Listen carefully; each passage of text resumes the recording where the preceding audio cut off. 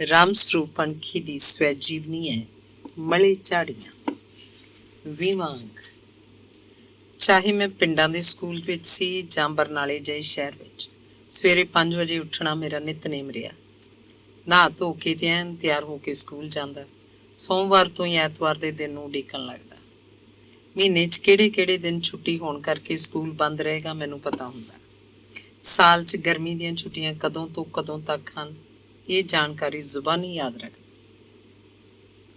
ਇੱਦਾਂ ਹੀ ਦਸੰਬਰ ਦੀਆਂ ਛੁੱਟੀਆਂ, ਅਪ੍ਰੈਲ ਦੀਆਂ ਛੁੱਟੀਆਂ। ਦਸੰਬਰ ਦੀਆਂ ਛੁੱਟੀਆਂ ਨੂੰ ਬੜੇ ਦਿਨਾਂ ਦੀਆਂ ਛੁੱਟੀਆਂ ਆਖਦੇ ਤੇ ਅਪ੍ਰੈਲ ਦੀਆਂ ਛੁੱਟੀਆਂ ਨੂੰ ਵਾਢੀ ਦੀਆਂ ਛੁੱਟੀਆਂ। ਕਵਿਤਾ ਲਿਖਣ ਦਾ ਕੰਮ ਮੈਂ ਆਪਣੇ ਸਕੂਲ ਸਮੇਂ ਤੋਂ ਹੀ 9ਵੀਂ 10ਵੀਂ 'ਚ ਪੜ੍ਹਦੇ ਨੇ ਸ਼ੁਰੂ ਕਰ ਦਿੱਤਾ ਸੀ। ਫਿਰ ਕਹਾਣੀਆਂ ਤੇ ਨਾਵਲ ਲਿਖਣ ਲੱਗ ਗਿਆ। ਮਤਲਬ ਕਿ ਮੈਂ ਸਾਰੀ ਉਮਰ ਲੇਖਕ ਹੀ ਰਿਹਾ। ਪਰ ਮੈਂ 35 ਸਾਲ ਜਿੰਨਾ ਚਿਰ ਸਰਕਾਰੀ ਨੌਕਰੀ ਕੀਤੀ, ਸਕੂਲ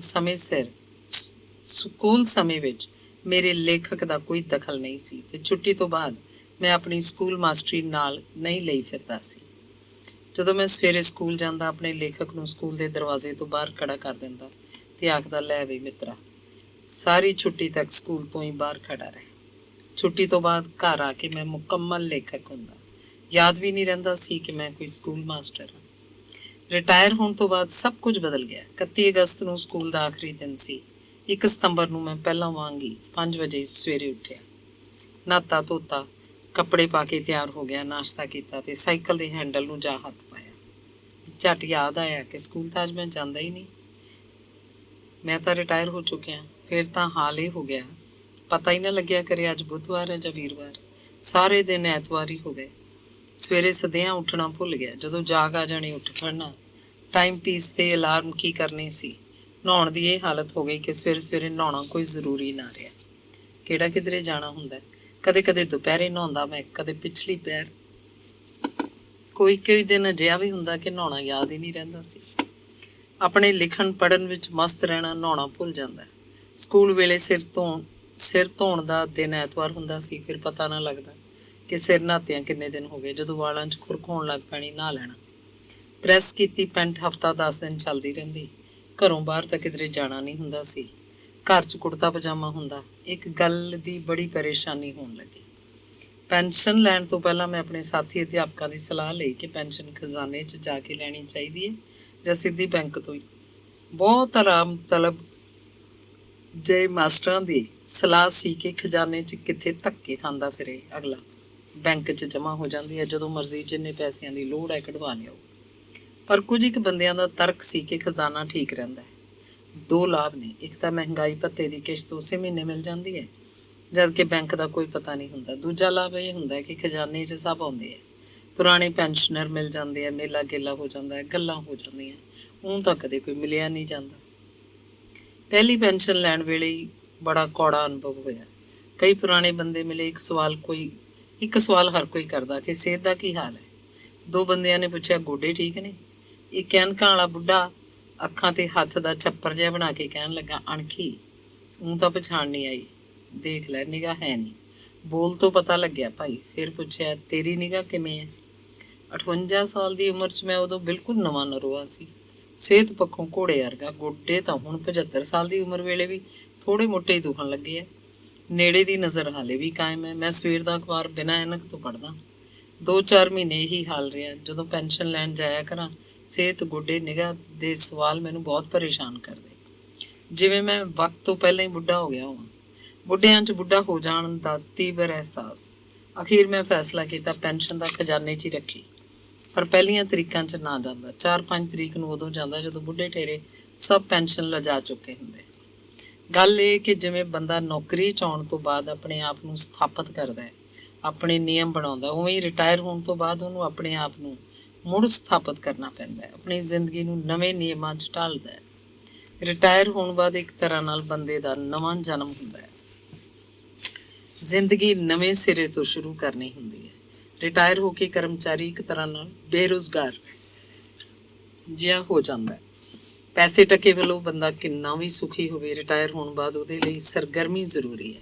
ਕੋਈ ਨਾ ਕੋਈ ਰੁਝੇਵਾਂ ਜ਼ਰੂਰੀ ਹੈ ਤਾਂ ਕਿ ਉਹ ਸਰੀਰਕ ਤੇ ਮਾਨਸਿਕ ਤੌਰ ਤੇ ਵਿਹਲਾ ਨਾ ਰਹੇ। ਰਿਟਾਇਰ ਹੋਣ ਬਾਅਦ ਮੈਂ ਦੇਖਿਆ, ਜਿਹੜੇ ਬੰਦੇ ਆਪਣੇ ਆਪ ਨੂੰ ਕਿਸੇ ਕੰਮ 'ਚ ਨਹੀਂ ਪਾਉਂਦੇ, ਉਹ ਆਪਣੀ ਉਮਰ ਤੋਂ 10 ਸਾਲ ਪਹਿਲਾਂ ਮਰ ਜਾਂਦੇ ਹੈ।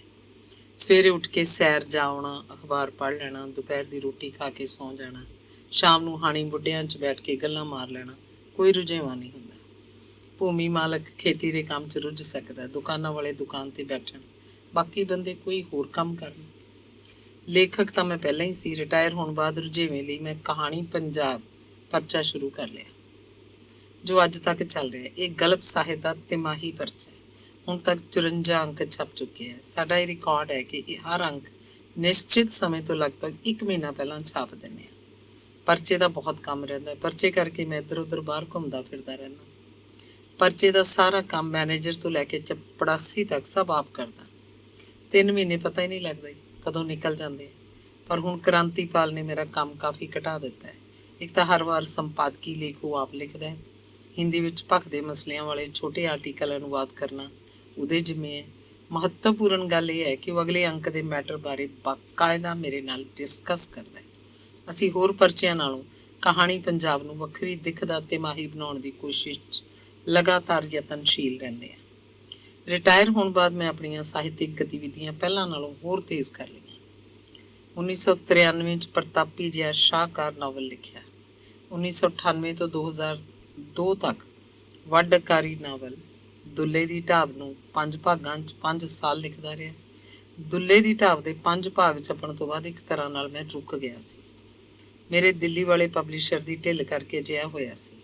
2003 'ਚ ਜਦੋਂ ਚੰਡੀਗੜ੍ਹ ਦੇ ਮੇਰੇ ਪਬਲਿਸ਼ਰ ਨੇ ਦੁੱਲੇ ਦੀ ਢਾਬ ਨੂੰ ਇੱਕ ਜਲਦੀ 'ਚ ਛਾਪਿਆ ਤੇ ਬਣਦੀ ਸਾਰੀ ਰਾਇਲਟੀ ਮੈਨੂੰ ਨਾਵਲ ਛਪਣ ਤੋਂ ਪਹਿਲਾਂ ਹੀ ਦੇ ਦਿੱਤੀ, ਤਾਂ ਮੈਂ ਉਤਸ਼ਾਹੀ ਯਤਨਾਂ 'ਚ ਪੂਰਾ ਗੁੜਚ ਹੋ ਕੇ ਆਪਣੇ ਹਥਿਆਰ ਦੁਬਾਰਾ ਚੁੱਕ ਲਏ। ਨਤੀਜਾ ਇਹ ਕਿ 2004 'ਚ ਜ਼ਮੀਨਾਂ ਵਾਲੇ, 5 'ਚ ਬਸ ਹੋਰ ਨਹੀਂ, 6 ਵਿੱਚ ਗੇਲੂ ਤੇ ਹੁਣ 2007 'ਚ ਨਵਾਂ ਨਾਵਲ 12 ਤਾਲੀ ਛਪਿਆ ਹੈ। ਪੱਕਾ ਸੰਕਲਪ ਹੈ ਕਿ ਜਿੰਨਾ ਚਿਰ ਸਰੀਰ ਨੇ ਸਾਥ ਦਿੱਤਾ, ਹਰ ਸਾਲ ਨਵਾਂ ਨਾਵਲ ਲਿਖ ਕੇ ਆਪਣੇ ਪਾਠਕਾਂ ਨੂੰ ਦਿੰਦਾ ਰਹਾਂਗਾ, ਚਾਹੇ ਔਖਾ ਹੀ ਕਿਉਂ ਨਾ ਹੋਵੇ। ਮੇਰੇ ਘਰ ਹੀ ਮੇਰਾ ਦਫ਼ਤਰ ਹੈ। ਇਸ ਦਫ਼ਤਰ 'ਚ ਮੈਂ ਸਵੇਰੇ 5 ਵਜੇ ਤੋਂ ਰਾਤ ਦੇ 10 ਵਜੇ ਤੱਕ ਕੰਮ ਕਰਦਾ, ਯਾਨੀ 17 ਘੰਟੇ ਦੀ ਅਵਧੀ। ਮੇਰੀ ਮਰਜ਼ੀ ਹੈ ਲੰਚ ਟਾਈਮ ਕਿੰਨੇ ਵੀ ਘੰਟਿਆਂ ਦਾ ਕਰ ਲਵਾਂ। ਮਹੀਨੇ 'ਚ ਜਿੰਨੀਆਂ ਮਰਜ਼ੀ ਸੀ ਲੀਵਾਂ ਲਵਾਂ। ਜਿੱਥੇ ਮੇਰੇ ਲਈ ਹੁਣ ਸਾਰੇ ਦਿਨ ਐਤਵਾਰ ਹਨ, ਉੱਥੇ ਐਤਵਾਰ ਵੀ ਸੋਮਵਾਰ ਲੱਗਦਾ ਹੈ। ਮੈਨੂੰ ਸਮਝ ਨਹੀਂ ਆਉਂਦੀ ਕਿ ਇਹ ਸਕੂਲ ਮੇਰਾ ਪਿੱਛਾ ਕਿਉਂ ਨਹੀਂ ਛੱਡਦਾ। ਮੈਨੂੰ ਸਕੂਲਾਂ ਦੇ ਸੁਪਨੇ ਆਉਂਦੇ ਰਹਿੰਦੇ ਹਨ, ਜਿਵੇਂ ਮੈਂ ਹਾਲੇ ਵੀ ਸਕੂਲ ਮਾਸਟਰ ਹਾਂ। ਸੁਪਨੇ 'ਚ ਸਕੂਲ ਦਾ ਹੈਡ ਮਾਸਟਰ ਹਮੇਸ਼ਾ ਵੇਦ ਪ੍ਰਕਾਸ਼ ਹੁੰਦਾ ਹੈ। ਉਹੀ ਵੇਦ ਪ੍ਰਕਾਸ਼ ਜਿਹੜਾ ਸਰਕਾਰੀ ਹਾਈ ਸਕੂਲ ਬਰਨਾਲਾ 'ਚ ਮੇਰਾ ਹੈਡ ਮਾਸਟਰ ਸੀ। ਮੈਂ ਹਮੇਸ਼ਾ ਸਕੂਲ ਉਦੋਂ ਪਹੁੰਚਦਾ ਹਾਂ ਜਦੋਂ ਕਲਾਸਾਂ ਲੱਗ ਚੁੱਕੀਆਂ ਹੁੰਦੀਆਂ। ਸਕੂਲ ਜਾਣ ਤੋਂ ਪਹਿਲਾਂ ਘਰ ਕੱਪੜਿਆਂ 'ਚ ਉਲਝਿਆ ਰਹਿੰਦਾ। ਪੈਂਟ ਮਿਲ ਜਾਂਦੀ ਹੈ, ਕਮੀਜ਼ ਨਹੀਂ ਮਿਲਦੀ। ਕਦੇ ਸ਼ਰਟ ਪਾ ਕੇ ਜਾਂ ਨੰਗਾ ਹੀ ਸਕੂਲ ਪਹੁੰਚ ਜਾਂਦਾ। ਸਕੂਲ ਜਾਵਾਂ ਤਾਂ ਮੈਨੂੰ ਮੇਰੀ ਕਲਾਸ ਨਹੀਂ ਲੱਭਦੀ। ਸੁਪਨੇ 'ਚ ਹੈਡ ਮਾਸਟਰ ਵੇਦ ਪ੍ਰਕਾਸ਼ ਹਮੇਸ਼ਾ ਮੈਨੂੰ ਟੋਕਦਾ ਰਹਿੰਦਾ ਹੈ। ਮੇਰੀ ਅਚੇਤ ਮਨ 'ਚੋਂ ਸਕੂਲ ਨਿਕਲਦਾ ਕਿਉਂ ਨਹੀਂ। ਸੁਪਨੇ ਵਿੱਚ ਹੀ ਮੈਂ ਸੋਚਦਾ ਕਿ ਮੈਂ ਰਿਟਾਇਰ ਹੋ ਚੁੱਕਿਆ, ਫਿਰ ਵੀ ਸਕੂਲ ਕਿਉਂ ਆਉਂਦਾ। ਇਹ ਸਕੂਲ ਵਾਲੇ ਰਿਟਾਇਰ ਹੋਣ ਤੋਂ ਬਾਅਦ ਵੀ ਮੈਨੂੰ ਤਨਖਾਹ ਦਿੰਦੇ ਹਨ। ਇਹਨਾਂ ਸੁਪਨਿਆਂ ਬਾਰੇ ਮੈਂ 2 ਵਾਰ ਵੇਦ ਪ੍ਰਕਾਸ਼ ਨਾਲ ਵੀ ਗੱਲ ਕੀਤੀ ਸੀ। ਉਹ ਸਿਰਫ ਮੁਸਕਰਾਏ ਸਨ। ਹੁਣ ਤਾਂ ਵੇਦ ਪ੍ਰਕਾਸ਼ ਜੀ ਵੀ ਇਸ ਸੰਸਾਰ 'ਚ ਨਹੀਂ ਰਹੇ। ਅੰਗ 21 1988 ਦੀ ਗੱਲ ਹੈ। ਰਾਮਪੁਰਾ ਫੂਲ ਤੋਂ ਪੰਜਾਬੀ ਟ੍ਰਿਬਿਊਨ 'ਚ ਇੱਕ ਖਬਰ ਲੱਗੀ ਕਿ ਪੰਜਾਬ 'ਚੋਂ 8 ਬੰਦੇ ਬਿਹਾਰ 'ਚ ਹੋਣ ਵਾਲੀ ਇੱਕ ਕਾਨਫਰੰਸ 'ਚ ਸ਼ਾਮਲ ਹੋਣ ਲਈ ਜਾ ਰਹੇ। ਇਹ ਕਾਨਫਰੰਸ ਕਿਸੇ ਕ੍ਰਾਂਤੀਕਾਰੀ ਅੰਦੋਲਨ ਵੱਲੋਂ ਸੀ। 8 ਬੰਦਿਆਂ ਦੇ ਨਾਂ ਦਿੱਤੇ ਸੀ, ਜਿਨ੍ਹਾਂ 'ਚ ਇੱਕ ਨਾਂ ਰਾਮ ਸਰੂਪ ਅਣਖੀ ਦਾ ਵੀ ਸੀ। ਆਪਣਾ ਨਾਂ ਪੜ੍ਹ ਕੇ ਪਹਿਲਾਂ ਤਾਂ ਮੈਂ ਹੈਰਾਨ ਹੋਇਆ। ਸੋਚਣ ਲੱਗਿਆ, ਮੇਰਾ ਨਾਂ ਇਹਨਾਂ 'ਚ ਕਿਵੇਂ ਆ ਗਿਆ। ਪੰਜਾਬ 'ਚ ਮੈਂ ਤਾਂ ਕਿਸੇ ਵੀ ਕ੍ਰਾਂਤੀਕਾਰੀ ਗਰੁੱਪ ਨਾਲ ਨਹੀਂ ਜੁੜਿਆ ਹੋਇਆ। ਫਿਰ ਸਮਝ ਆਈ ਕਿ ਇੱਕ ਮੁੰਡਾ ਮਾਨਸਾ ਵੱਲ ਦਾ ਹੈ, ਜੋ ਆਪਣੇ ਆਪ ਨੂੰ ਰਾਮ ਸਰੂਪ ਅਣਖੀ ਲਿਖਦਾ ਹੈ। ਉਹਦੇ ਗੀਤ ਵੀ ਇੱਧਰ ਉੱਧਰ ਕਦੇ ਕਦੇ ਛਪਦੇ ਰਹਿੰਦੇ ਆ। ਇਹ ਉਹ ਰਾਮ ਸਰੂਪ ਅਣਖੀ ਹੋਏਗਾ। ਚਲੋ ਛੱਡੋ। ਪਰ 10 ਕੁ ਦਿਨਾਂ ਬਾਅਦ ਮੇਰੇ ਘਰ CID ਵਾਲੇ ਆ ਗਏ। ਪੁੱਛਣ ਲੱਗੇ, ਤੁਸੀਂ ਕਦੋਂ ਬਿਹਾਰ ਜਾ ਰਹੇ ਹੋ। ਮੈਂ ਹੱਸਣ ਲੱਗਿਆ। ਉਹਨਾਂ ਨੂੰ ਦੱਸਿਆ ਮੈਂ ਬਿਹਾਰ ਨਹੀਂ ਜਾਣਾ। ਉਹ ਕਹਿੰਦੇ ਅਖਬਾਰ 'ਚ ਖਬਰ ਹੈ। ਉਤੋਂ ਇਨਕੁਆਇਰੀ ਆਈ ਹੈ। ਉਹਨਾਂ ਨੇ ਮੈਨੂੰ ਅਖਬਾਰ ਵੀ ਦਿਖਾਇਆ, ਜੋ ਮੈਂ ਪਹਿਲਾਂ ਹੀ ਦੇਖਿਆ ਹੋਇਆ ਸੀ। ਪੰਜਾਬੀ ਟ੍ਰਿਬਿਊਨ ਸਾਡੇ ਘਰ ਸ਼ੁਰੂ ਤੋਂ ਹੀ ਆਉਂਦਾ ਸੀ। ਮੈਂ ਉਹਨਾਂ ਨੂੰ ਸਮਝਾਇਆ ਕਿ ਇਹ ਮੈਂ ਨਹੀਂ ਹਾਂ। ਮਾਨਸਾ ਵੱਲ ਦਾ ਇਸੇ ਨਾਂ ਦਾ ਇੱਕ ਮੁੰਡਾ ਹੈ, ਉਹ ਹੋਏਗਾ। ਉੱਥੋਂ ਪਤਾ ਕਰੋ। ਪਰ ਉਹ ਮੇਰਾ ਖਹਿੜਾ ਹੀ ਨਹੀਂ ਛੱਡ ਰਹੇ ਸੀ। ਆਖਦੇ ਸਨ ਕਿ ਐਡਰੈਸ ਤੁਹਾਡਾ ਬਰਨਾਲੇ ਦਾ ਹੈ, ਇਹ ਤਾਂ ਚੰਡੀਗੜ੍ਹ ਤੋਂ ਲਿਖਿਆ ਆਇਆ ਹੈ ਕਿ ਪਤਾ ਕਰੋ ਇਹ ਬੰਦਾ ਕੌਣ ਹੈ। ਖੈਰ, ਉਹਨਾਂ ਨੇ ਮੇਰੇ ਬਾਰੇ ਸਭ ਕੁਝ ਲਿਖਿਆ ਸੀ। ਮੈਂ ਦੱਸੀ ਗਿਆ। ਮੈਂ ਇਹ ਵੀ ਲਿਖਵਾਇਆ ਕਿ ਮੇਰਾ ਕਦੀ ਕਿਸੇ ਵੀ ਰਾਜਨੀਤਿਕ ਪਾਰਟੀ ਨਾਲ ਕੋਈ ਸੰਬੰਧ ਨਹੀਂ ਰਿਹਾ। ਕਿਸੇ ਵੀ ਕਮਿਊਨਿਸਟ ਪਾਰਟੀ ਦਾ ਮੈਂ ਕਾਰਡ ਹੋਲਡਰ ਨਹੀਂ ਹਾਂ। ਮੈਂ ਕਦੇ ਕਿਸੇ ਰਾਜਨੀਤੀ 'ਚ ਹਿੱਸਾ ਨਹੀਂ ਲਿਆ। ਹਾਂ, ਨਾਵਲ ਕਹਾਣੀਆਂ ਲਿਖਦਾ ਜੋ ਪਿੰਡਾਂ ਦੀ ਕਲਚਰ ਬਾਰੇ ਹਨ। ਮੈਨੂੰ ਪਰੇਸ਼ਾਨੀ ਹੋਈ। ਖਿਝ ਕੇ ਮੈਂ ਜਗਬਾਣੀ 'ਚ ਇੱਕ ਲੇਖ ਲਿਖਿਆ ਜਿਸ ਵਿੱਚ ਆਪਣੇ ਉੱਤੇ ਤਿੱਖੇ ਵਿਅੰਗ ਸਨ। ਪਰ ਉਸ ਮੁੰਡੇ ਨੇ ਬੁਰਾ ਮਨਾਇਆ ਤੇ ਮੈਨੂੰ ਉਹਦੇ ਵਕੀਲ ਵੱਲੋਂ ਮਾਣਹਾਨੀ ਦਾ ਨੋਟਿਸ ਆ ਗਿਆ। ਇੱਕ ਪਾਸੇ ਪੁਲਿਸ ਦੀ ਇਨਕੁਆਇਰੀ, ਦੂਜਾ ਇਹ ਮਾਣਹਾਨੀ ਦਾ ਨੋਟਿਸ। ਮੈਂ ਤਾਂ ਤਣਾਅ 'ਚ ਸੀ। ਮੈਂ ਤੇ ਬੂਟਾ ਸਿੰਘ ਚੌਹਾਨ ਉਸ ਮੁੰਡੇ ਦੇ ਪਿੰਡ ਗਏ। ਉਹਨੂੰ ਪੁੱਛਿਆ ਕਿ ਤੂੰ ਆਪਣਾ ਨਾਂ ਰਾਮ ਸਰੂਪ ਅਣਖੀ ਕਿਉਂ ਰੱਖ ਲਿਆ, ਤੇ ਕੀ ਤੈਨੂੰ ਪਤਾ ਨਹੀਂ ਕਿ ਰਾਮ ਸਰੂਪ ਅਣਖੀ ਨਾਂ ਦਾ ਪਹਿਲਾਂ ਹੀ ਇੱਕ ਲੇਖਕ ਹੈ ਜਿਹਦੀਆਂ ਕਿਤਾਬਾਂ ਛਪੀਆਂ ਹੋਈਆਂ। ਉਹ ਕਹਿੰਦਾ ਪਤਾ ਸੀ। ਮੈਂ ਕਿਹਾ ਤੂੰ ਆਪਣਾ ਨਾਂ ਬਦਲ ਲੈ, ਮੈਨੂੰ ਪਰੇਸ਼ਾਨ ਹੁੰਦੀ ਹੈ, CID ਵਾਲੇ ਮੇਰੇ ਮਗਰ ਪਏ ਫਿਰਦੇ ਆ। ਉਹ ਕਹਿੰਦਾ ਤੁਸੀਂ ਬਦਲ ਲਓ ਆਪਣਾ ਇਹ ਨਾਂ, ਮੈਂ ਤਾਂ ਨਹੀਂ ਹੁਣ ਬਦਲ ਸਕਦਾ। ਬੂਟਾ ਸਿੰਘ ਪੁੱਛਣ ਲੱਗਿਆ ਤੂੰ ਕਿਉਂ ਰੱਖਿਆ ਇਹ ਨਾਂ, ਹੋਰ ਕੋਈ ਰੱਖ ਲੈਂਦਾ। ਉਹ ਮੁੰਡਾ ਬਹੁਤ ਤਹਿਜ਼ੀਬ ਨਾਲ ਗੱਲ ਕਰ ਰਿਹਾ ਸੀ। ਉਹਦੀ ਗੱਲਬਾਤ ਵਿੱਚ ਕੋਈ ਤਲਖੀ ਨਹੀਂ ਸੀ। ਅਸੀਂ ਵੀ ਆਪਣੇ ਵਾਂਗ ਗੱਲਾਂ ਕੀਤੀਆਂ ਪਰ ਗੱਲ ਕਿਸੇ ਸਿਰੇ ਨਾ ਲੱਗੀ। ਫਿਰ 15 ਕੁ ਦਿਨਾਂ ਬਾਅਦ ਮੈਂ ਤੇ ਅਜਮੇਰ ਔਲਖ ਉਹਦੇ ਪਿੰਡ ਗਏ। ਉਸ ਪਿੰਡ 'ਚ ਅਜਮੇਰ ਦੀ ਧੀ ਵਿਆਹੀ ਹੋਈ ਸੀ। ਪ੍ਰਾਹੁਣੇ ਨੂੰ ਅਸੀਂ ਨਾਲ ਲੈ ਲਿਆ। ਮੈਂ ਨਹੀਂ ਬੋਲਿਆ। ਅਜਮੇਰ ਤੇ ਪ੍ਰਾਹੁਣਾ ਹੀ ਉਹਨੂੰ ਸਮਝਾ ਰਹੇ ਸੀ। ਆਖ ਰਹੇ ਸੀ ਮੁਕੱਦਮੇ 'ਚੋਂ ਕੁਝ ਨਿਕਲਣਾ ਤਾਂ ਹੈ ਨਹੀਂ, ਆਖਰ ਨੂੰ ਸਮਝੌਤਾ ਹੋਊਗਾ, ਸਮਝੌਤਾ ਵੀ ਅਸੀਂ ਕਰਾਵਾਂਗੇ। ਅਜਮੇਰ ਔਲਖ ਦੇ ਕਹੇ ਤੋਂ ਉਹਨੇ ਮੰਨ ਲਿਆ ਕਿ ਉਹ ਕੇਸ ਨਹੀਂ ਕਰੇਗਾ ਤੇ ਆਪਣਾ ਨਾਂ ਰਾਮ ਸਰੂਪ ਅਣਖੀ ਲਿਖਿਆ ਕਰੇਗਾ।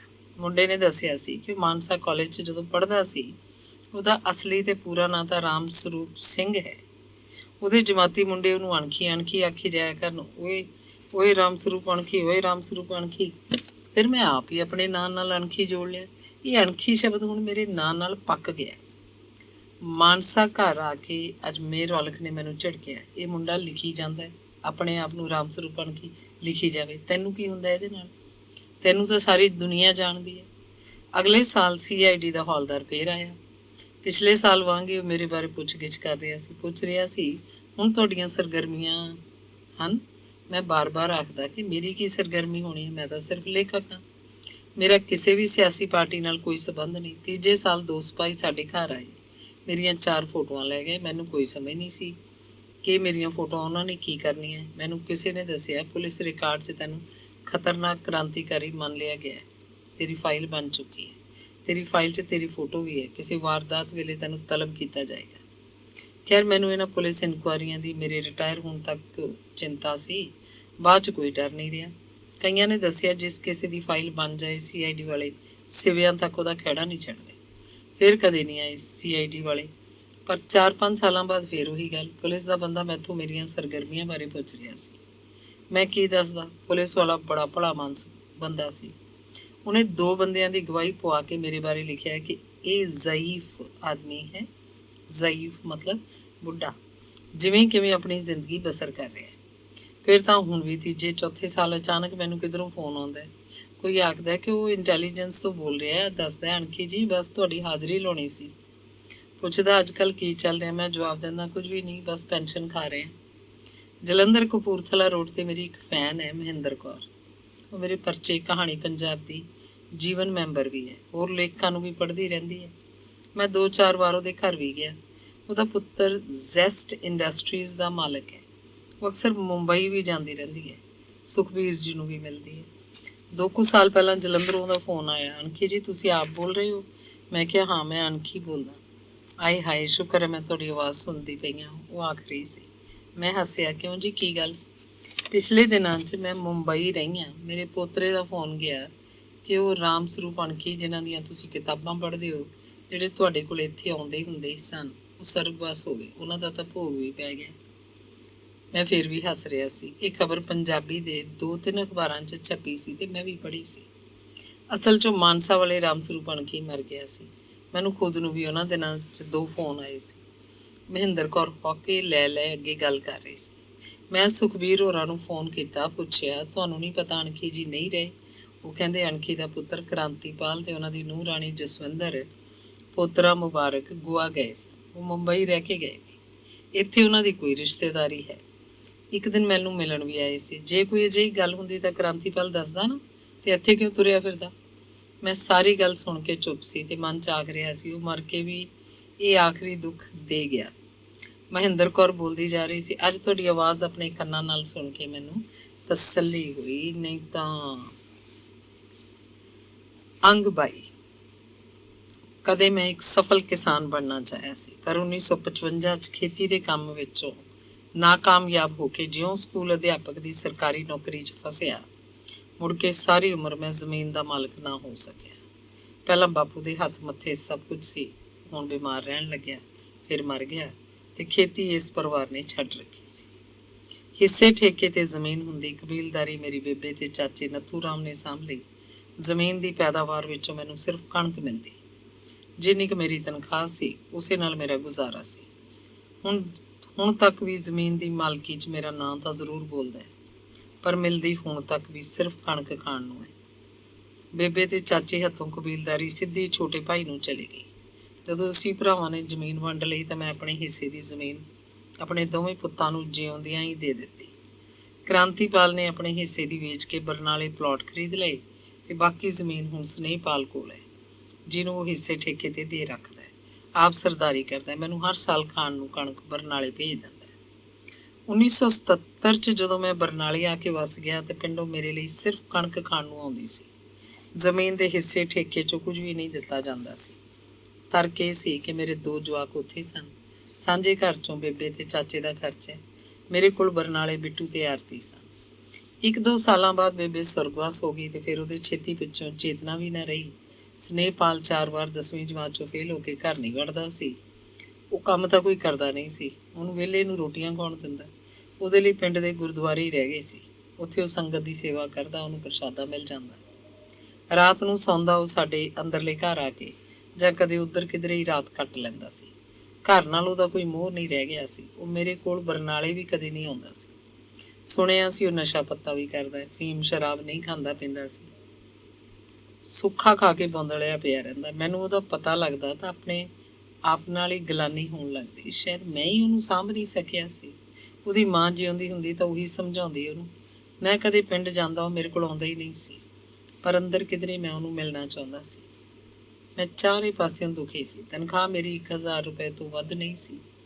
ਹੋਰ ਕੋਈ ਆਮਦਨ ਨਹੀਂ ਸੀ। ਮੈਂ ਅੰਗਰੇਜ਼ੀ ਦਾ ਅਧਿਆਪਕ ਹੋ ਕੇ ਵੀ ਟਿਊਸ਼ਨ ਨਹੀਂ ਕਰਦਾ ਸੀ। ਬਸ ਅਖਬਾਰਾਂ ਤੋਂ 400-500 ਮਹੀਨੇ ਦੀ ਆਮਦਨ ਸੀ। ਅਲੱਗ-ਅਲੱਗ ਅਖਬਾਰਾਂ ਲਈ ਮੈਂ ਫੋਟੋ ਫੀਚਰ ਲਿਖਦਾ ਜਾਂ ਮੇਰੇ ਐਤਵਾਰੀ ਕਾਲਮ ਚੱਲਦੇ ਰਹਿੰਦੇ, ਕਦੇ ਪੰਜਾਬੀ ਟ੍ਰਿਬਿਊਨ 'ਚ, ਕਦੇ ਜਗਬਾਣੀ, ਕਦੇ ਅਜੀਤ। ਅਖਬਾਰੀ ਕੰਮ ਬੇਬਸੀ ਨੂੰ ਕਰਦਾ। ਮੈਂ ਕਹਾਣੀਆਂ ਲਿਖਣਾ ਚਾਹੁੰਦਾ ਜਿਨ੍ਹਾਂ ਵਿੱਚੋਂ ਕੋਈ ਆਮਦਨ ਨਹੀਂ ਸੀ। ਸ਼ੋਭਾ ਨੂੰ ਦੂਜੀ ਕੁੜੀ ਹੋਈ 1981 ਚ। ਉਹ ਜਨਮ ਤੋਂ ਹੀ ਬਿਮਾਰ ਰਹਿੰਦੀ। ਉਹਨੂੰ ਵੱਖੀਆਂ ਵਾਲਾ ਰੋਗ ਸੀ। ਅੰਗਰੇਜ਼ੀ ਦਵਾਈਆਂ ਦਾ ਬਹੁਤ ਖਰਚ ਸੀ। ਉਹ 10 ਸਾਲਾਂ ਤੱਕ ਬਿਮਾਰ ਰਹੀ। ਆਖਰ ਲੁਧਿਆਣੇ ਦੇ ਇੱਕ ਡਾਕਟਰ ਨੇ ਹੋਮਿਓਪੈਥੀ ਦਾ ਇਲਾਜ ਕੀਤਾ। ਕਬੀਲਦਾਰੀ ਦਿਨੋਂ ਦਿਨ ਵੱਧ ਰਹੀ ਸੀ। ਆਮਦਨ ਇੰਨੀ ਹੈ ਨਹੀਂ ਸੀ। ਪਹਿਲੇ ਵਿਆਹ ਦੀ ਕੁੜੀ ਆਰਤੀ 8ਵੀਂ ਵਿੱਚੋਂ ਫੇਲ ਹੋ ਕੇ ਘਰ ਬੈਠ ਗਈ ਸੀ। ਉਹ ਜਵਾਨ ਸੀ। ਸ਼ੋਭਾ ਨਾਲੋਂ ਕਲੇਸ਼ ਰੱਖਦੀ। ਅਸਲ 'ਚ ਉਹਨੇ ਸ਼ੋਭਾ ਨੂੰ ਮਾਂ ਸਵੀਕਾਰ ਨਹੀਂ ਕੀਤਾ ਸੀ। ਪਤਾ ਨਹੀਂ ਕਿਹੜੀ ਗੱਲ ਤੋਂ ਉਹਨੂੰ ਮਾਨਸਿਕ ਤਣਾਅ ਵੀ ਰਹਿਣ ਲੱਗਾ ਸੀ। ਮੈਂ ਉਹਦੇ ਲਈ ਮੁੰਡਾ ਲੱਭਣ ਲੱਗਿਆ। 5-7 ਮੁੰਡੇ ਦੇਖੇ ਤੇ ਫਿਰ ਇੱਕ ਮੁੰਡਾ ਮੈਨੂੰ ਜੱਚ ਗਿਆ। 1983 ਚ ਆਰਤੀ ਦਾ ਵਿਆਹ ਕਰ ਦਿੱਤਾ। ਪਹਿਲਾਂ ਬਰਨਾਲੇ ਮਕਾਨ ਪਾਉਣ ਲਈ ਦੋਸਤਾਂ ਮਿੱਤਰਾਂ ਦਾ ਹੱਥ ਉਧਾਰ ਮਸਾਂ ਉਤਾਰਿਆ ਸੀ। ਕੁੜੀ ਦੇ ਵਿਆਹ ਨੇ ਉਹਨਾਂ ਪੈਸਾ ਫੇਰ ਸਿਰ ਚੜਾ ਦਿੱਤਾ। ਚਾਚਾ ਜਿਉਂਦਾ ਸੀ। ਮੈਂ ਛੋਟੇ ਭਾਈ ਨੂੰ ਕਿਹਾ ਕਿ ਉਹ ਜ਼ਮੀਨ ਵਿੱਚੋਂ ਮੈਨੂੰ ਅੱਧ ਦੀ ਫਸਲ ਦਿਆ ਕਰੇ। ਖੇਤੀ ਦਾ ਖਰਚ ਜੋ ਆਉਂਦਾ ਉਹਦਾ ਅੱਧ ਮੈਥੋਂ ਲਵੇ। ਪਰ ਚਾਚਾ ਅੱਧ ਦਾ ਮਾਲਕ ਸੀ। ਉਹਦੀ ਸੇਵਾ ਲਈ ਨਿਆਈ ਦੀ ਸਭ ਤੋਂ ਉਪਜਾਊ ਜ਼ਮੀਨ 4 ਕਿੱਲੇ ਉਹਨੂੰ ਛੱਡ ਕੇ ਬਾਕੀ ਜ਼ਮੀਨ ਦਾ ਅੱਧ ਮੈਨੂੰ ਮਿਲਣ ਲੱਗ ਪਿਆ। ਜ਼ਮੀਨ ਹਿੱਸੇ ਤੇ ਹੁੰਦੀ, ਹਿੱਸੇ ਦਾ ਅੱਧਾ ਖਰਚ ਮੈਨੂੰ ਆਉਣ ਲੱਗਿਆ। ਮੈਨੂੰ ਕੋਈ ਸ਼ੱਕ ਨਹੀਂ ਸੀ ਕਿ ਕੋਈ ਵਹਿਮ ਨਹੀਂ ਸੀ। ਅੱਧ ਦੀ ਫਸਲ ਵੇਚ ਕੇ ਛੋਟਾ ਭਾਈ ਜਿੰਨੇ ਪੈਸੇ ਮੈਨੂੰ ਦਿੰਦਾ, ਮੈਂ ਚੁੱਪ ਕਰਕੇ ਫੜ ਲੈਂਦਾ। ਮੈਂ ਕਦੇ ਹਿਸਾਬ ਨਹੀਂ ਕੀਤਾ ਸੀ। ਜੋ ਮਿਲਦਾ ਸੀ ਠੀਕ ਸੀ। ਕਦੇ ਜੇ ਮੈਂ ਪਿੰਡ ਆਉਂਦਾ ਤੇ ਰਾਤ ਕੱਟਦਾ, ਛੋਟਾ ਭਾਈ ਮੇਰੀ ਪੂਰੀ ਸੇਵਾ ਕਰਦਾ। ਉਹ ਦਾਰੂ ਦੀ ਬੋਤਲ ਲੈ ਆਉਂਦਾ ਸੀ। ਅਸੀਂ ਪੀ ਕੇ ਬਹਿਕੀਆਂ ਗੱਲਾਂ ਕਰਦੇ। ਬਾਪੂ ਬੇਬੇ ਸੰਬੰਧੀ ਭਾਵੁਕ ਸੰਸਾਰ 'ਚ ਉਤਰ ਜਾਂਦੇ। ਰਿਸ਼ਤੇਦਾਰਾਂ ਦੀਆਂ ਗੱਲਾਂ ਕਰਕੇ ਉਹਨਾਂ ਨੂੰ ਗਾਲਾਂ ਕੱਢਦੇ। ਉਹ ਰੋਣ ਲੱਗ ਪੈਂਦਾ, ਆਖਦਾ, ਵੀਰ ਤੂੰ ਮੇਰਾ ਪਿਓਾਂ ਵਰਗਾ ਭਰਾ ਏ। ਮੈਂ ਉਹਨੂੰ ਰੋਂਦੇ ਨੂੰ ਬੁੱਕਲ 'ਚ ਲੈ ਲੈਂਦਾ, ਉਹਨੂੰ ਚੁੱਪ ਕਰਾਉਂਦਾ। ਭੈਣ ਭਾਗਵੰਤੀ ਦਾ ਮੋਹ ਸਾਨੂੰ ਬਹੁਤ ਯਾਦ ਆਉਂਦਾ, ਜੋ ਉਦੋਂ ਇਸ ਸੰਸਾਰ 'ਚ ਨਹੀਂ ਰਹੀ ਸੀ। ਉਹ ਸਾਨੂੰ ਮਾਂ ਨਾਲੋਂ ਵੱਧ ਸੀ। ਤੜਕੇ ਜਦੋਂ ਮੈਂ ਘਰੋਂ ਤੁਰਦਾ ਤਾਂ ਮੇਰੇ ਸਾਈਕਲ ਦੇ ਹੈਂਡਲ ਨਾਲ ਪਿੱਛੇ ਕੈਰੀਅਰ 'ਚ ਮੂਲੀਆਂ, ਗਾਜਰਾਂ, ਸ਼ਲਗਮਾਂ, ਸਰੋਂ ਦੀਆਂ ਗੰਦਲਾਂ ਦੇ ਝੋਲੇ ਲਟਕ ਰਹੇ ਹੁੰਦੇ। ਇੱਕ ਦਿਨ ਆਥਣੇ ਜੇ ਮੈਂ ਪਿੰਡੋਂ ਸਾਈਕਲ ਤੇ ਬਰਨਾਲੇ ਨੂੰ ਜਾਣ ਲਈ ਬੱਸ ਅੱਡੇ ਵੱਲ ਜਾ ਰਿਹਾ ਸੀ। 3-4 ਬੰਦਿਆਂ ਨੇ ਮੈਨੂੰ ਪਹਿਲਾਂ ਤਾਂ ਮਹਾਰਾਜ ਬੁਲਾਈ ਤੇ ਫਿਰ ਉੱਥੇ ਹੀ ਖੜਾ ਲਿਆ। ਇੱਕ ਬੰਦਾ ਪੁੱਛਣ ਲੱਗਿਆ, ਤੂੜੀ ਦਾ ਹਿੱਸਾ ਵੀ ਲੈਂਦਾ ਹੁੰਨਾ? ਤੂੜੀ ਕੀ? ਮੈਂ ਜਿਵੇਂ ਅਣਜਾਣ ਹੋਵਾਂ। ਬਾਬਾ, ਕਣਕ ਨਾਲ ਤੂੜੀ ਵੀ ਹੁੰਦੀ ਹੈ, ਉਹਦਾ ਹਿੱਸਾ ਵੀ ਲਿਆ ਕਰ, ਮਾਸਟਰ ਤੋਂ ਮਹਿੰਗੀ ਵਿਕਦੀ ਹੈ। ਅੱਛਾ, ਜਿਵੇਂ ਮੇਰੇ ਲਈ ਕੋਈ ਖਾਸ ਗੱਲ ਨਾ ਹੋਵੇ। ਨਰਮੇ ਦੀਆਂ ਛਿਟੀਆਂ ਫਿਰ ਉਹ ਵੀ ਨਹੀਂ ਲੈਂਦਾ? ਇੱਕ ਹੋਰ ਬੰਦੇ ਦਾ ਸਵਾਲ। ਨਾ, ਮੈਂ ਛਿਟੀਆਂ ਕੀ ਕਰਨੀਆਂ ਨੇ, ਪਹਿਲਾਂ ਮੰਗਵਾਉਂਦਾ ਹੁੰਦਾ ਸੀ, ਹੁਣ ਤਾਂ ਚੁੱਲ੍ਹੇ ਦਾ ਕੰਮ ਹੀ ਕੋਈ ਨਹੀਂ, ਸਟੋਵ ਹੈ ਬੱਤੀਆਂ ਵਾਲਾ, ਮੈਂ ਦੱਸਿਆ। ਉਹ ਭਾਈ, ਅੱਜ ਕੱਲ੍ਹ ਛਿਟੀਆਂ ਵੀ ਮੁੱਲ ਵਿਕਦੀਆਂ ਨੇ, ਉਸੇ ਬੰਦੇ ਨੇ ਕਿਹਾ। ਮੈਂ ਉਹਨਾਂ ਦਾ ਹਾਲ ਚਾਲ ਪੁੱਛ ਕੇ ਤੇ ਉਹਨਾਂ ਦੀਆਂ ਗੱਲਾਂ ਨੂੰ ਖਾਸ ਨਾ ਚਤਾਰ ਕੇ ਸਾਈਕਲ ਨੂੰ ਅੱਡੀ ਦਿੱਤੀ, ਤੁਰ ਪਿਆ। ਪਿੱਛੋਂ ਮੇਰੇ ਕੰਨਾਂ 'ਚ ਆਵਾਜ਼ ਪਈ, ਓਏ, ਇਹ ਯਾਰ ਪੜ੍ਹੇ ਲਿਖੇ ਤਾਂ ਉਹੀ ਹੁੰਦੇ ਆ। ਸਾਡਾ ਚਾਚਾ ਨੱਥੂ ਰਾਮ ਫੱਕਰ ਆਦਮੀ ਸੀ। ਉਹਨੂੰ ਕਿਸੇ ਚੜ੍ਹੀ ਲੱਥੀ ਦਾ ਗਮ ਨਹੀਂ ਸੀ, ਚਾਹੇ ਉਹ ਜ਼ਮੀਨ 'ਚ ਅੱਧ ਦਾ ਮਾਲਕ ਸੀ, ਪਰ ਉਹਦੇ ਆਪਣੇ ਕੋਈ ਕਬੀਲਦਾਰੀ ਨਹੀਂ ਸੀ। ਬਾਪੂ ਜ਼ਮੀਨ ਗਹਿਣੇ ਧਰਦਾ ਜਾਂ ਬੈਅ ਕਰਦਾ, ਉਹ ਅੰਗੂਠਾ ਲਾ ਦਿੰਦਾ, ਉਹਨੂੰ ਕੋਈ ਇਤਰਾਜ਼ ਨਹੀਂ ਹੁੰਦਾ ਸੀ। ਉਹਦੇ ਲਈ ਉਹਦੇ ਕਬੂਤਰ ਹੀ ਸਭ ਕੁਝ ਸਨ। ਉਹੀ ਉਹਦੇ ਪੁੱਤ ਧੀਆਂ ਸਨ, ਉਹੀ ਉਹਦੇ ਧੀ ਜਵਾਈ। ਸੁਣਿਆ ਸੀ ਕਿ ਉਹ 8-10 ਸਾਲ ਦੀ ਉਮਰ 'ਚ ਕਬੂਤਰਾਂ ਦਾ ਜੋੜਾ ਘਰ ਲੈ ਆਇਆ ਸੀ ਤੇ ਬਸ ਫਿਰ ਇਹ ਕਬੂਤਰ ਉਹਨੇ ਮਰਨ ਤੱਕ ਉਹਦੇ ਨਾਲ ਰਹੇ। ਉਹ 95 ਸਾਲ ਦੀ ਉਮਰ ਭੋਗ ਕੇ ਮਰਿਆ ਸੀ। ਉਹਨੂੰ ਕੋਈ ਬਿਮਾਰੀ ਨਹੀਂ ਸੀ, ਨਾ ਸ਼ੂਗਰ, ਨਾ ਬਵਾਸੀਰ, ਨਾ ਬਲੱਡ ਪ੍ਰੈਸ਼ਰ, ਨਾ ਗੈਸ, ਨਾ ਕੋਈ ਹੋਰ ਬਿਮਾਰੀ। ਉਹਦਾ ਖਾਣ ਪੀਣ ਹਮੇਸ਼ਾ ਵਧੀਆ ਸੀ। ਸਿਆਲ 'ਚ ਮੇਥਿਆਂ ਦੀ ਪੰਜੀਰੀ ਰਲਾ ਕੇ ਖਾਂਦਾ। ਉਹਦੀ ਦਾਲ ਸਬਜ਼ੀ 'ਚ ਪੂਰਾ ਦੇਸੀ ਘਿਓ ਹੁੰਦਾ। ਆਥਣ ਨੂੰ ਰੋਟੀ ਤੋਂ ਬਾਅਦ ਦੁੱਧ ਦੀ ਭਰੀ ਗੜਵੀ ਪੀਂਦਾ। ਮਰਨ ਤੋਂ 2 ਸਾਲ ਪਹਿਲਾਂ ਤੱਕ ਵੀ ਉਹ ਦੇਸੀ ਘਿਓ ਖਾਂਦਾ ਰਿਹਾ ਸੀ। ਘਰ 'ਚ ਕਿਸੇ ਦੀ ਮੌਤ ਹੋ ਜਾਂਦੀ, ਉਹਨੂੰ ਕੋਈ ਬਹੁਤਾ ਅਫਸੋਸ ਨਹੀਂ ਸੀ ਹੁੰਦਾ। ਐਵੇਂ ਬਸ ਫੋਕੀਆਂ ਗੱਲਾਂ ਕਰਦਾ ਤੇ ਬਸ। ਘਰ 'ਚ ਮੁੰਡਾ ਜੰਮਦਾ, ਉਹਨੂੰ ਖੁਸ਼ੀ ਨਹੀਂ ਸੀ। ਬੇਬੇ ਦੱਸਦੀ ਹੁੰਦੀ ਕਿ ਜਦੋਂ ਕਦੇ ਉਹਦਾ ਮੁੰਡਾ ਮਰ ਜਾਣਾ, ਉਹਨੂੰ ਦੱਬ ਆਉਂਦੇ। ਬਾਪੂ ਦਾ ਘਾਉ ਜਿਹਾ ਹੋ ਕੇ ਕਿਧਰੇ ਪੈ ਬੈਠ ਜਾਂਦਾ। ਫਿਰ ਨੱਥੂ ਮਾੜਾ ਆਖਦਾ, ਸੋਧਾ, ਪਹਿਲਾਂ ਮੈਨੂੰ 4 ਰੋਟੀਆਂ ਲਾ ਦੇ, ਫਿਰ ਰੋਲੀ। ਵਾਰਿਸ ਸ਼ਾਹ ਨੇ ਸ਼ਾਇਦ ਚਾਚਾ ਨੱਥੂ ਰਾਮ ਬਾਰੇ ਲਿਖਿਆ ਹੋਏਗਾ, ਨਾ ਦੇਣੀ ਵਧਾਈ ਪੁੱਤ ਜੰਮਣੇ ਦੀ, ਕਿਸੇ ਮੋਏ ਨੂੰ ਮੂਲ ਦਾ ਰੋਵਣਾ ਏ।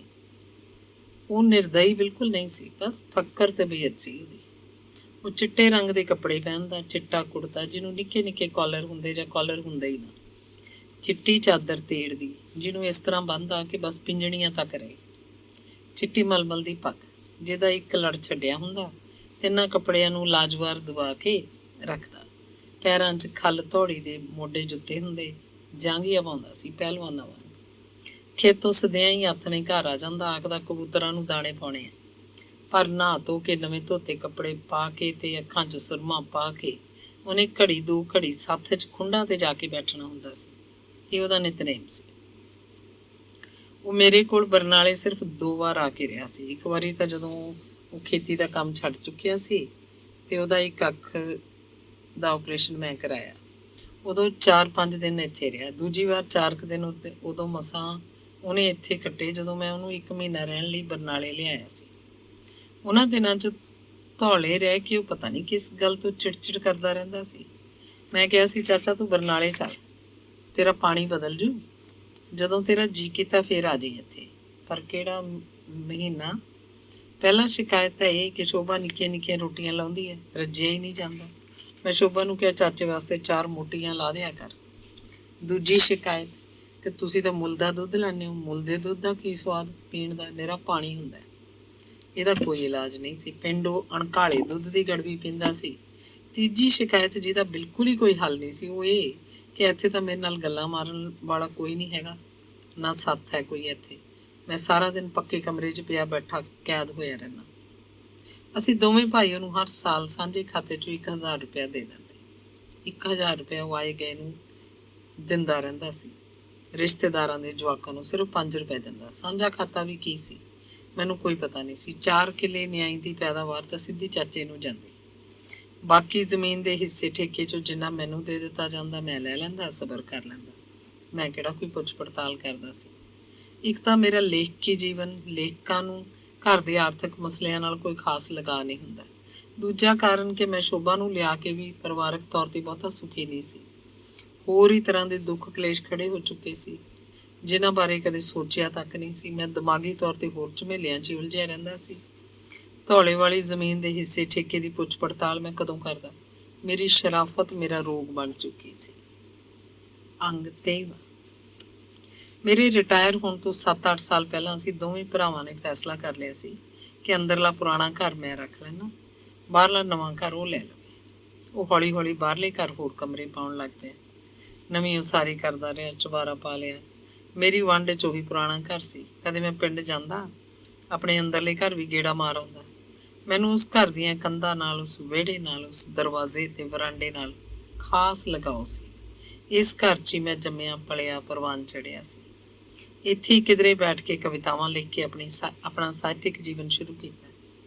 ਆਪਣੀ ਸਬਾਤ ਦੇ ਮੰਜੇ ਤੇ ਬੈਠ ਕੇ ਤੇ ਸਾਹਮਣੇ ਅਣਘੜ ਜਿਹਾ ਛੋਟਾ ਟੇਬਲ ਰੱਖ ਕੇ ਕਿੰਨੀਆਂ ਸਾਰੀਆਂ ਕਹਾਣੀਆਂ ਲਿਖੀਆਂ ਸਨ। ਪਰਦਾ ਤੇ ਰੌਸ਼ਨੀ ਤੇ ਸੁਲਗਦੀ ਰਾਤ ਨਾਵਲਾਂ ਦਾ ਜਨਮ ਇਸੇ ਸਬਾਤ 'ਚ ਹੋਇਆ ਸੀ। ਪਰ ਕੀ ਗੱਲ, 50-55 ਸਾਲ ਦੀ ਉਮਰ 'ਚ ਹੁਣ ਮੈਨੂੰ ਇਹ ਮਕਾਨ ਭੀੜਾ ਭੀੜਾ ਕਿਉਂ ਲੱਗਦਾ? ਇਹੀ ਮਕਾਨ ਸੀ ਜਦੋਂ ਕਦੇ ਇੱਥੇ ਬਾਪੂ ਬੇਬੇ ਸਨ। ਇੱਕ ਸਬਾਤ 'ਚ ਤੂੜੀ ਹੁੰਦੀ, ਗਰਮੀਆਂ 'ਚ ਵਿਹੜੇ ਦੀ ਖੁਰਲੀ ਤੇ ਇੱਕ ਪਾਸੇ 2 ਬਲਦ ਬੱਝੇ ਹੁੰਦੇ। ਉਹਨਾਂ ਤੋਂ ਥੋੜ੍ਹਾ ਹਟ ਕੇ ਉਸੇ ਖੁਰਲੀ ਤੇ ਮੈਸ ਦਾ ਕੀਲਾ ਹੁੰਦਾ। ਕੱਟਾ ਕੱਟੀ ਵੀ। ਵਿਹੜੇ ਦੇ ਦੂਜੇ ਪਾਸੇ ਗਾਂ ਸੀ। ਵਿਹੜੇ 'ਚ ਹੀ ਰਸੋਈ ਸੀ। ਹਾੜਾਂ ਦੇ ਮੌਸਮ ਵਿੱਚ ਰਸੋਈ ਤੋਂ ਬਾਹਰ ਚੱਕਵਾਂ ਚੁੱਲ੍ਹਾ ਹੁੰਦਾ। ਸਿਆਲਾਂ ਦੇ ਦਿਨਾਂ 'ਚ ਰਾਤ ਨੂੰ ਸਾਰਾ ਮਾਲ ਡੰਗਰ ਦਰਵਾਜ਼ੇ ਦੀਆਂ ਖੁਰਲੀਆਂ ਤੇ ਬੰਨ੍ਹਿਆ ਹੁੰਦਾ। ਦਰਵਾਜ਼ੇ ਦੀ ਪੜਛੱਤੀ ਤੇ ਚਾਚਾ ਨੱਥੂ ਬਹਿੰਦਾ, ਹੇਠਾਂ ਚਾਚੇ ਭਾਗ ਚੰਦ ਦਾ ਮੰਜਾ ਹੁੰਦਾ। ਮੈਂ ਸੀ, ਮੇਰੀ ਘਰਵਾਲੀ, ਬੱਚੇ ਇੱਕੋ ਸਵਾਦ 'ਚ ਪੈਂਦੇ। ਬਾਪੂ ਇੱਥੇ ਬੇਬੇ ਵਰਾਂਡੇ 'ਚ ਹੀ ਕਿਧਰੇ ਮੰਜੇ ਡਾਹ ਲੈਂਦੇ। ਇਸੇ ਮਕਾਨ 'ਚ ਕਿੰਨਾ ਕੁਝ ਸਮਾਇਆ ਹੋਇਆ ਸੀ ਤੇ ਹੁਣ ਇਹ ਮਕਾਨ ਇੰਨਾ ਤੰਗ ਕਿਉਂ ਲੱਗਦਾ? ਮੇਰੇ ਰਿਟਾਇਰ ਹੋਣ ਵਿੱਚ 1-ਅੱਧਾ ਸਾਲ ਹੀ ਬਾਕੀ ਸੀ। ਇੱਕ ਦਿਨ ਮੈਂ ਪਿੰਡ ਗਿਆ ਤੇ ਸੁਭਾਅ ਅਨੁਸਾਰ ਆਪਣੇ ਅੰਦਰਲੇ ਘਰ ਵੀ ਪਹਿਲਾਂ ਵਾਂਗ ਹੀ ਦਰਵਾਜ਼ੇ 'ਚ ਪਾਥੀਆਂ ਦਾ ਢੇਰ ਸੀ। ਇੱਕ ਖੁੰਝੇ ਮੱਕੀ ਦੇ ਗੁੱਲ ਪਏ ਸੀ, ਊਠਾਂ ਦੇ ਲੇਡੇ, ਵਿਹੜੇ 'ਚ ਦਰਖਤਾਂ ਦੇ ਮੁੱਚਰ ਸਨ, ਬਾਲਣ ਦੀਆਂ ਲੱਕੜਾਂ। ਵਰਾਂਡਾ ਸਾਰਾ ਹੀ ਨੁਕ ਸੁੱਕ ਨਾਲ ਭਰਿਆ ਪਿਆ ਸੀ। ਵਰਾਂਡੇ ਦਾ ਇੱਕ ਹਿੱਸਾ ਥੋੜ੍ਹਾ ਜਿਹਾ ਖਾਲੀ ਸੀ, ਜਿੱਥੇ ਸਨੇਹਪਾਲ ਦਾ ਮੰਜਾ ਸੀ। ਮੰਜੇ ਤੇ ਇੱਕ ਪੁਰਾਣੀ ਧਰਾਣੀ ਜੀ ਦਰੀ, ਜਿਸ ਵਿੱਚ ਪਾਟਿਆ ਝਰੀਟਿਆ ਮੈਲਾ ਪੁਰਾਣਾ ਖੇਸ ਸੀ ਤੇ ਸਿਰਹਾਣੇ ਦੇ ਉਤਲਾ ਕੱਪੜਾ ਸਰੋਂ ਦੇ ਤੇਲ ਦੀ ਮਾਰ ਨਾਲ ਚੰਮ ਬਣਿਆ ਹੋਇਆ ਸੀ। ਸਨੇਹਪਾਲ ਉਸ ਵੇਲੇ ਉੱਥੇ ਹੀ ਸੀ, ਉਦਾਸ ਪਰੇਸ਼ਾਨ ਹੋਇਆ ਮੰਜੇ ਦੀ ਬਾਹੀ ਤੇ ਬੈਠਾ। ਪਤਾ ਨਹੀਂ ਕੀ ਸੋਚ ਰਿਹਾ ਸੀ। ਪਤਾ ਨਹੀਂ ਲੱਗਦਾ ਸੀ ਕਿ ਉਹ ਕੁਝ ਸੋਚ ਵੀ ਰਿਹਾ ਜਾਂ ਨਹੀਂ। ਗਰਮੀ ਦਾ ਮੌਸਮ ਸੀ। ਤਿੱਖੀ ਦੁਪਹਿਰ ਹਾਲੇ ਹੋਈ ਨਹੀਂ ਸੀ। ਉਹਨੇ ਉੱਠ ਕੇ ਮੇਰੇ ਪੈਰੀਂ ਹੱਥ ਲਾਏ ਤੇ ਸਤਿ ਸ੍ਰੀ ਅਕਾਲ ਆਖਿਆ। ਜਦੋਂ ਵੀ ਕਦੇ ਮਿਲਦਾ ਉਹ ਇਸ ਤਰ੍ਹਾਂ ਹੀ ਮਿਲਦਾ। ਮੈਂ ਮੰਜੇ ਤੇ ਜਾ ਬੈਠਾ ਤੇ ਉਹ ਖੜਾ ਖੜਾ ਰੋਣ ਲੱਗ ਪਿਆ। ਅੱਖਾਂ ਪੂੰਝੀਆਂ ਨਾ ਜਾਣ। ਉਹ ਤੋਂ ਬੋਲਿਆ ਵੀ ਨਹੀਂ ਜਾਂਦਾ ਸੀ। ਬੋਲਣ ਵੇਲੇ ਉਹਨੂੰ ਉਂਝ ਵੀ ਹੱਕ ਪੈਂਦੀ ਹੁੰਦੀ। ਰੋ ਨਾ, ਗੱਲ ਦੱਸ ਕੀ ਹੈ? ਮੈਂ ਉੱਠ ਕੇ ਉਹਦੀ ਬਾਂਹ ਫੜੀ ਤੇ ਆਪਣੇ ਨਾਲ ਮੰਜੇ ਤੇ ਬਿਠਾ ਲਿਆ। ਕੁਝ ਪਲਾਂ ਬਾਅਦ ਉਹ ਸੰਭਲ ਗਿਆ ਤੇ ਦੱਸਣ ਲੱਗਿਆ, ਮੈਂ ਤਾਂ ਪਾਪਾ ਸੱਪ ਨੇ ਖਾ ਲੈਣਾ ਸੀ। ਉਹ ਕਿਵੇਂ? ਵੱਡੇ ਤੜਕੇ ਮੈਂ ਜਾਗਿਆ ਤੇ ਲੱਗੀ ਹੋਈ ਸੀ। ਸਿਰਹਾਣੇ ਰੱਖੇ ਪਾਣੀ ਦੇ ਤਪਲੇ ਨੂੰ ਹੱਥ ਮਾਰਿਆ ਤਾਂ ਛੂੰ ਕਰਦਾ ਸੱਪ ਤਪਲੇ ਕੋਲੋਂ ਉੱਠ ਕੇ ਇਹਨਾਂ ਲੱਕੜਾਂ 'ਚ ਜਾ ਵੜਿਆ। ਅੱਡਾ ਲੰਮਾ ਸੀ, ਕਾਲਾ। ਉਹਨੇ ਆਪਣੇ ਦੋਵੇਂ ਹੱਥ ਫੈਲਾਏ। ਦੱਸ ਰਿਹਾ ਸੀ, ਜੇ ਮੇਰਾ ਹੱਥ ਸੱਪ ਨੂੰ ਲੱਗ ਜਾਂਦਾ ਉਹਨੇ ਡੰਗ ਮਾਰਨਾ ਸੀ, ਬਸ ਫਿਰ। ਮੈਂ ਮੁੰਡੇ ਦੀ ਚਿੰਤਾ ਕੀਤੀ ਤੇ ਉਹਦੇ ਚਿਹਰੇ ਵੱਲ ਗੌਰ ਨਾਲ ਝਾਕਣ ਲੱਗਿਆ। ਗਾਹਾਂ ਤਪਲੇ 'ਚ ਪਾਣੀ ਨਾ ਕਿਉਂ ਭਰਿਆ ਨਹੀਂ ਸੀ ਰਾਤ? ਗੁਆਂਢੀਆਂ ਦੇ ਉਹ ਭਰ ਕੇ ਲਿਆਉਣਾ ਹੁੰਦਾ, ਪਰ ਕਦੇ ਕਦੇ ਚਾਚੇ ਅਰਗੇ ਇੱਥੇ ਆ ਬਹਿੰਦੇ ਆ ਦਾਰੂ ਪੀਣ, ਮੇਰਾ ਪਾਣੀ ਪੀ ਜਾਂਦੇ ਆ। ਆਹ ਨਲਕਾ ਵੀ ਚੱਲਦਾ ਨਹੀਂ ਹੁਣ।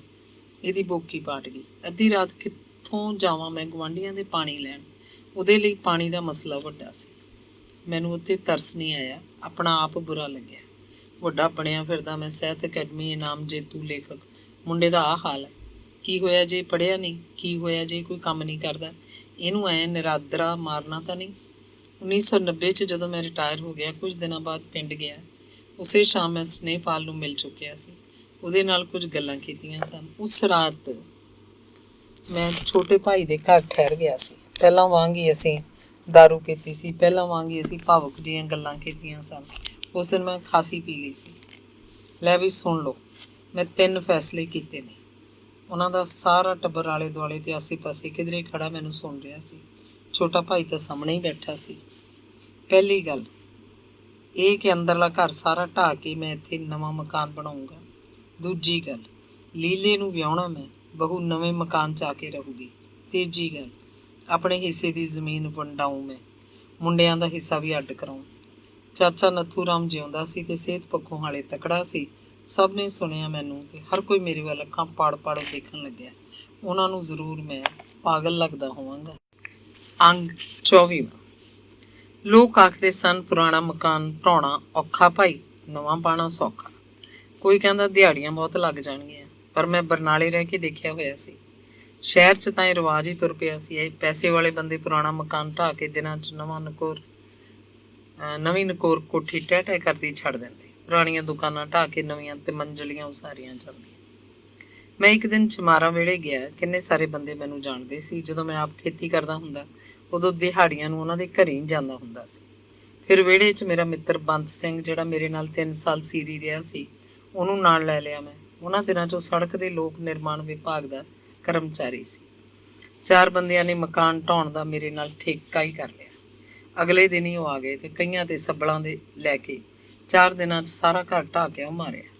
ਉਹ ਸੂਰਜ ਚੜ੍ਹਨ ਨਾਲ ਹੀ ਆ ਜਾਂਦੇ, ਦੁਪਹਿਰੇ ਰੋਟੀ ਖਾਂਦੇ, ਅੱਧੇ ਘੰਟੇ ਬਾਅਦ ਹੀ ਫਿਰ ਜੁੱਟ ਜਾਂਦੇ। ਹਨੇਰਾ ਹੋਣ ਤੱਕ ਲੱਗੇ ਰਹਿੰਦੇ। ਇੱਟਾਂ ਦਾ ਮਲਬਾ ਅੱਡ, ਸ਼ਤੀਰ ਲਟੈਣਾਂ ਦਾ ਵੱਖਰਾ ਢੇਰ ਲਾਤਾ। ਕੜੀਆਂ ਤੇ ਫਰੰਗੇ ਬੋਦੇ ਹੋ ਚੁੱਕੇ ਸੀ। ਸਿਰਕੀਆਂ ਖਿੱਪ ਦਾ ਅੱਡ ਢੇਰ ਸੀ, ਜੋ ਸਿਆਲ ਦੀ ਹੱਡ ਭੰਨਵੀਂ ਰੁੱਤ 'ਚ ਧੂੰਈ ਪਾਉਣ ਦੇ ਬਹੁਤ ਕੰਮ ਆਇਆ। ਇਹ ਬਾਲਣੀ ਫਿਰ ਤਾਂ ਬਾਹਰਲੇ ਘਰ ਦੇ ਚੁੱਲ੍ਹਿਆਂ 'ਚ ਫੂਕਿਆ ਜਾਂਦਾ ਸੀ। ਮਲਬਾ ਜਿੰਨਾ ਸੀ ਛੋਟਾ ਭਾਈ ਲੈ ਗਿਆ। ਉਹਦੇ ਪਤਾ ਨਹੀਂ ਉਹ ਕਿਸ ਕੰਮ ਆਇਆ, ਪਰ ਸਾਡਾ ਤਾਂ ਖਾਲੀ ਹੋ ਗਿਆ। ਉਹ ਨਾਲ ਦੀ ਨਾਲ ਲੱਕੜਾਂ ਵੀ ਢੋਈ ਗਿਆ, ਨਵੀਆਂ ਸ਼ਤੀਰੀਆਂ ਲੈ ਗਿਆ ਜੋ ਉਹਨੂੰ ਚਾਹੀਦੀਆਂ ਸੀ। ਅਗਵਾੜ ਦੇ ਨੌਜਵਾਨ ਮਿਸਤਰੀ ਨਾਥ ਨਾਲ ਨਵਾਂ ਮਕਾਨ ਬਣਾਉਣ ਦਾ ਠੇਕਾ ਕਰਵਾਤਾ ਸਨੇਹਪਾਲ ਨੇ। ਤਪੇ ਸਾਡਾ ਬੂਟਾ ਸਿੰਘ ਚੌਹਾਨ ਸੀ। ਬਾਣੀਆਂ ਦਾ ਭੱਠਾ ਸੀ, ਲਾਲਾ ਉਹਨੂੰ ਜਾਣਦਾ ਸੀ। ਇੱਟਾਂ ਦੀਆਂ ਟਰਾਲੀਆਂ ਪਹੁੰਚਣ ਲੱਗੀਆਂ, ਸੀਮੈਂਟ ਵੀ ਤਪਿਓ ਹੀ। ਲੱਕੜ ਦਾ ਸਾਰਾ ਸਮਾਨ ਸ਼ਤੀਰੀਆਂ ਤੇ ਬਾਲੇ 1.5 ਮਹੀਨੇ ਦੇ ਅੰਦਰ ਅੰਦਰ ਖੜਾ ਕਰਤਾ ਨਵਾਂ ਮਕਾਨ ਨਾਥ ਮਿਸਤਰੀ ਨੇ। ਭੂਤਾਂ ਦੇ ਖੂਹ ਲਾਉਣ ਵਾਂਗ ਹੀ ਇਹ ਕੰਮ ਹੋਇਆ ਸੀ। ਮਕਾਨ ਦਾ ਚੰਦ ਸਿੰਘ ਮਿਸਤਰੀ ਦੇ ਮੁੰਡੇ ਤਪੇ ਲੱਕੜ ਦਾ ਕੰਮ ਕਰਦੇ ਸੀ। ਉਹਨਾਂ ਨੂੰ ਉੱਥੇ ਸ਼ਤੀਰੀਆਂ ਚਰਵਾ ਕੇ ਦਿੱਤੀਆਂ। ਤਖਤੇ ਬਾਰੀਆਂ ਉਹਨਾਂ ਨੇ ਜੜ ਦਿੱਤੇ। ਘੋਰ ਸਰਦੀ ਦੇ ਦਿਨ ਸੀ, ਧੁੰਦਾਂ ਪੈਂਦੀਆਂ, ਕਈ ਦਿਨ ਸੂਰਜ ਦਿਸਦਾ ਹੀ ਨਹੀਂ ਸੀ।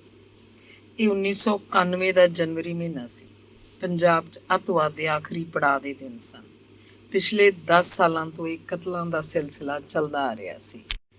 ਪਹਿਲਾਂ ਪਹਿਲ ਗੁਰਦਾਸਪੁਰ, ਅੰਮ੍ਰਿਤਸਰ ਦੇ ਇਲਾਕਿਆਂ 'ਚ ਸ਼ੁਰੂ ਹੋਇਆ। ਮਾਲਵੇ ਦੇ ਲੋਕ ਖਬਰਾਂ ਸੁਣਦੇ ਤੇ ਹੈਰਾਨ ਹੁੰਦੇ। ਉੱਧਰੋਂ ਇਹ ਸਿਲਸਿਲਾ ਖਤਮ ਹੁੰਦਾ ਆ ਰਿਹਾ ਸੀ। 1984 ਦਾ ਬਲੂ ਸਟਾਰ ਕਦੋਂ ਦਾ ਵਾਪਰ ਚੁੱਕਿਆ ਸੀ। ਅੱਗ ਦਾ ਸੇਕ ਹੁਣ ਸੰਗਰੂਰ, ਬਠਿੰਡਾ ਜ਼ਿਲ੍ਹਿਆਂ ਤੱਕ ਪਹੁੰਚ ਗਿਆ ਸੀ। ਮੈਂ ਸਵੇਰੇ 8 ਵਜੇ ਪਿੰਡ ਨੂੰ ਬੱਸ ਫੜਦਾ। ਸਾਰਾ ਦਿਨ ਨਵੇਂ ਬਣਦੇ ਮਕਾਨ 'ਚ ਹੀ ਬੀਤ ਜਾਂਦਾ। ਉੱਧਰੋਂ ਆਖਰੀ ਬੱਸ ਬਰਨਾਲੇ ਮੁੜ ਆਉਂਦਾ। ਉਹਨਾਂ ਦਿਨਾਂ 'ਚ ਆਖਰੀ ਬੱਸ ਮਾਨਸਾ ਤੋਂ 6 ਵਜੇ ਹੀ ਆ ਜਾਂਦੀ, ਨਹੀਂ ਤਾਂ ਪਹਿਲਾਂ ਭਲੇ ਦਿਨਾਂ 'ਚ ਹੀ 8 ਵਜੇ ਆਉਂਦੀ। ਜਦੋਂ ਸਵੇਰੇ ਮੈਂ ਪਿੰਡ ਪਹੁੰਚਦਾ, ਲੀਲਾ ਵਿਹੜੇ 'ਚ ਅੱਗ ਬਾਲੀ ਬੈਠਾ ਹੁੰਦਾ। ਬਾਲਣ ਨੂੰ ਪੁਰਾਣੀਆਂ ਲੱਕੜਾਂ ਆਮ ਸਨ। ਉਹ ਹੁਣ ਰਾਤ ਨੂੰ ਇੱਥੇ ਆਪਣੇ ਮਕਾਨ 'ਚ ਹੀ ਸੌਂਦਾ ਸੀ। ਉਹਦੇ ਕੋਲ 1-2 ਬੰਦੇ ਅਗਵਾੜ ਦੇ ਹੋਰ ਵੀ ਬੈਠੇ ਹੁੰਦੇ। ਅੱਗ ਸੇਕਦੇ, ਪਿਛਲੀ ਰਾਤ ਪਿੰਡ 'ਚ ਵਾਪਰੀਆਂ ਘਟਨਾਵਾਂ ਦੀਆਂ ਗੱਲਾਂ ਕਰਦੇ। ਮਿਸਤਰੀ ਮਜ਼ਦੂਰ ਹਾਲੇ ਆਏ ਨਹੀਂ ਹੁੰਦੇ ਸੀ। ਹੌਲੀ ਹੌਲੀ ਬੋਲ ਕੇ ਗੱਲਾਂ ਮੈਨੂੰ ਵੀ ਸੁਣਾਉਂਦੇ। ਅੱਤਵਾਦੀ ਅੱਧੀ ਰਾਤ ਤੋਂ ਬਾਅਦ ਅਚਾਨਕ ਆਉਂਦੇ ਸਨ। ਕਿਸੇ ਘਰ ਦਾ ਬਾਰ ਖੜਕਾਉਂਦੇ, ਅਗਲੇ ਦਾ ਟਰੈਕਟਰ ਲੈ ਜਾਂਦੇ, ਜਿਹੜਾ ਫਿਰ 2-4 ਦਿਨਾਂ ਬਾਅਦ ਕਿਸੇ ਹੋਰ ਪਿੰਡ ਸੜਕ 'ਤੇ ਖੜਾ ਹੀ ਮਿਲਦਾ। ਪਿੰਡ ਦੇ ਕਿੰਨੇ ਸਾਰੇ ਸਕੂਟਰ ਚਲੇ ਗਏ ਸਨ। ਛੋਟੇ ਭਾਈ ਦਾ ਸਕੂਟਰ ਵੀ ਉਹ ਲੈ ਗਏ ਸੀ, ਜਿਹੜਾ 4 ਦਿਨਾਂ ਬਾਅਦ ਕਾਹਨੇ ਕਿਆਂ ਤੋਂ ਕਿਸੇ ਦੇ ਤੂੜੀ ਵਾਲੇ ਕੋਠੇ 'ਚ ਖੜਾ ਮਿਲਿਆ ਸੀ। ਪੈਂਚਰ ਹੋ ਗਿਆ ਸੀ ਤੇ ਫਿਰ ਉਹਨੂੰ ਉੱਥੇ ਹੀ ਛੱਡ ਗਏ। ਇੱਕ ਸਵੇਰ ਖਬਰ ਗਰਮ ਸੀ ਕਿ ਬਾਣੀਆਂ ਮਾਰ ਦਿੱਤਾ, ਕਿਉਂਕਿ ਉਹਨੇ ਸ਼ਰਾਬ ਦੇ ਠੇਕੇਦਾਰਾਂ ਨੂੰ ਅੱਡੇ 'ਤੇ ਕਮਰਾ ਦਿੱਤਾ ਸੀ। ਇੱਕ ਸਵੇਰ ਇੱਕ ਹੋਰ ਖਬਰ ਕਿ ਰਾਮਦਾਸੀਆਂ ਦੀ ਬਹੂ ਪੁੜੀ 'ਚ ਰਿਵਾਲਵਰ ਦੀ ਗੋਲੀ ਮਾਰ ਕੇ ਢੇਰ ਕਰਤੀ ਗਈ। ਚਾਹੇ ਉਹਨੇ ਅੰਮ੍ਰਿਤ ਛਕ ਲਿਆ ਸੀ, ਪਰ ਮਾੜੇ ਕੰਮਾਂ ਤੋਂ ਟਲੀ ਨਹੀਂ ਸੀ। ਨਿੱਤ ਨਵੀਆਂ ਸੂਚਨਾਵਾਂ ਮਿਲਦੀਆਂ ਸਨ। ਹੁਕਮ ਸੀ ਕਿ ਰਾਤ ਨੂੰ 8 ਵਜੇ ਤੋਂ ਬਾਅਦ ਕੋਈ ਸੱਥ ਵਿੱਚ ਨਾ ਬੈਠੇ। ਕੋਈ ਦਿਸ ਗਿਆ ਤਾਂ ਗੋਲੀ ਮਾਰਤੀ ਜਾਏਗੀ। ਭੱਠੀਆਂ ਦੀ ਅੱਗ ਸੇਕਣ ਨਹੀਂ ਬੈਠਣਾ। ਆਪਣੇ ਕੁੱਤਿਆਂ ਨੂੰ ਬੰਨ੍ਹ ਕੇ ਰੱਖੋ। ਗਲੀ ਵੀਹੀ 'ਚ ਭੌਂਕਦਾ ਕੁੱਤਾ ਮਾਰ ਦਿੱਤਾ ਜਾਏਗਾ। ਸ਼ਾਮ 6 ਵਜੇ ਘਰਾਂ ਦੇ ਬਾਹਰ ਬੰਦ ਹੋ ਜਾਂਦੇ ਸਨ। ਦਿਨ ਛਿਪਣ ਤੋਂ ਪਹਿਲਾਂ ਤਪੇ ਦਾ ਕੋਈ ਠੇਕੇਦਾਰ ਜੀਪ ਵਿੱਚ ਦਾਰੂ ਦੀਆਂ ਬੋਤਲਾਂ ਧਰ ਕੇ ਲਿਆਉਂਦਾ ਸੀ। ਉਹਦੇ ਕੋਲ ਅਧੀਏ ਪਊਏ ਵੀ ਹੁੰਦੇ। ਦੇਸੀ ਸ਼ਰਾਬ ਸੀ। ਨਿੱਤ ਦੇ ਪਿਆਗ ਅੱਡੇ 'ਤੇ ਇੱਧਰ ਉੱਧਰ ਬੈਠੇ ਉਹਨਾਂ ਕੋਲ ਪਰਛਾਵਿਆਂ ਵਾਂਗ ਪਹੁੰਚਦੇ ਤੇ ਆਪਣੀ ਲੋੜ ਅਨੁਸਾਰ ਅਧੀਆ ਪਊਆ ਜਾਂ ਬੋਤਲ ਲੈ ਕੇ ਕਣਕਾਂ ਦੇ ਖੇਤਾਂ ਵੱਲ ਤੁਰ ਜਾਂਦੇ। ਕਦੇ ਕਦੇ ਮੈਂ ਪਿੰਡ ਵੀ ਰਾਤ ਨੂੰ ਰਹਿ ਪੈਂਦਾ ਸੀ। ਦਾਰੂ ਪੀਣ ਦਾ ਸ਼ੌਕ ਤਾਂ ਮੈਨੂੰ ਵੀ ਸੀ। ਮੈਨੂੰ ਇੱਕ ਗੁੱਝੇ ਥਾਂ ਦਾ ਪਤਾ ਲੱਗਿਆ ਜਿੱਥੇ ਦਿਨ ਦੇ ਛਿਪਾ ਨਾਲ ਦਾਰੂ ਦਾ ਧੰਦਾ ਚੱਲਦਾ ਸੀ। ਨਜ਼ਾਰਾ ਦੇਖਣ ਮੈਂ ਵੀ ਗਿਆ। ਲੀਲਾ ਨਾਲ ਸੀ। ਉਸੇ ਨੇ ਇਹ ਥਾਂ ਦੱਸੀ ਸੀ। ਇਹ ਕਿਸੇ ਜੱਟ ਦਾ ਸੁੰਨਾ ਘਰ ਸੀ। ਉਹ ਖੇਤਾਂ 'ਚ ਜਾ ਵਸੇ ਸਨ। ਗਲੀ 'ਤੇ ਇੱਕ ਛੋਟਾ ਦਰਵਾਜ਼ਾ ਸੀ। ਅੱਗੇ ਵਿਹੜਾ, ਵਿਹੜੇ 'ਚ ਪੰਪ ਤਾਂ ਸੀ, ਪਰ ਪਾਣੀ ਨਹੀਂ ਦਿੰਦਾ ਸੀ। ਇੱਕ ਬਕਰੈਣ ਬਿਨਾਂ ਪੱਤਿਆਂ ਤੋਂ ਸੁੱਕੀ ਖੜੀ ਸੀ। ਪਿੱਛੇ ਇੱਕ ਵੱਡੀ ਸਬਾਤ ਜੋ ਡੂੰਘੀ ਜਿਹੀ ਸੀ, ਕੋਈ ਰੋਸ਼ਨਦਾਨ ਨਹੀਂ, ਕੋਈ ਬਾਰੀ ਨਹੀਂ। 2 ਲਟੈਣਾਂ ਦੀ ਛੱਤ, ਬਿਜਲੀ ਦੀ ਫਿਟਿੰਗ ਉਖੜੀ ਹੋਈ ਸੀ। ਧੁਆਂਖੀਆਂ ਕੰਧਾਂ, ਪਾਂਡੂ ਦਾ ਪੋਚਾ ਬਦਰੰਗ ਹੋਇਆ ਦਿਸਦਾ। ਇੱਕ ਟਾਂਡ ਤੇ ਮਿੱਟੀ ਦਾ ਤੇਲ ਦਾ ਦੀਵਾ ਬਲਦਾ, ਜਿਹਦੀ ਲਾਟ ਖਾਸੀ ਉੱਚੀ ਸੀ। ਇਸ ਸੁੰਨੀ ਉਜੜੀ ਸਬਾਤ ਦਾ ਇਹੋ ਇੱਕ ਸੂਰਜ ਸੀ।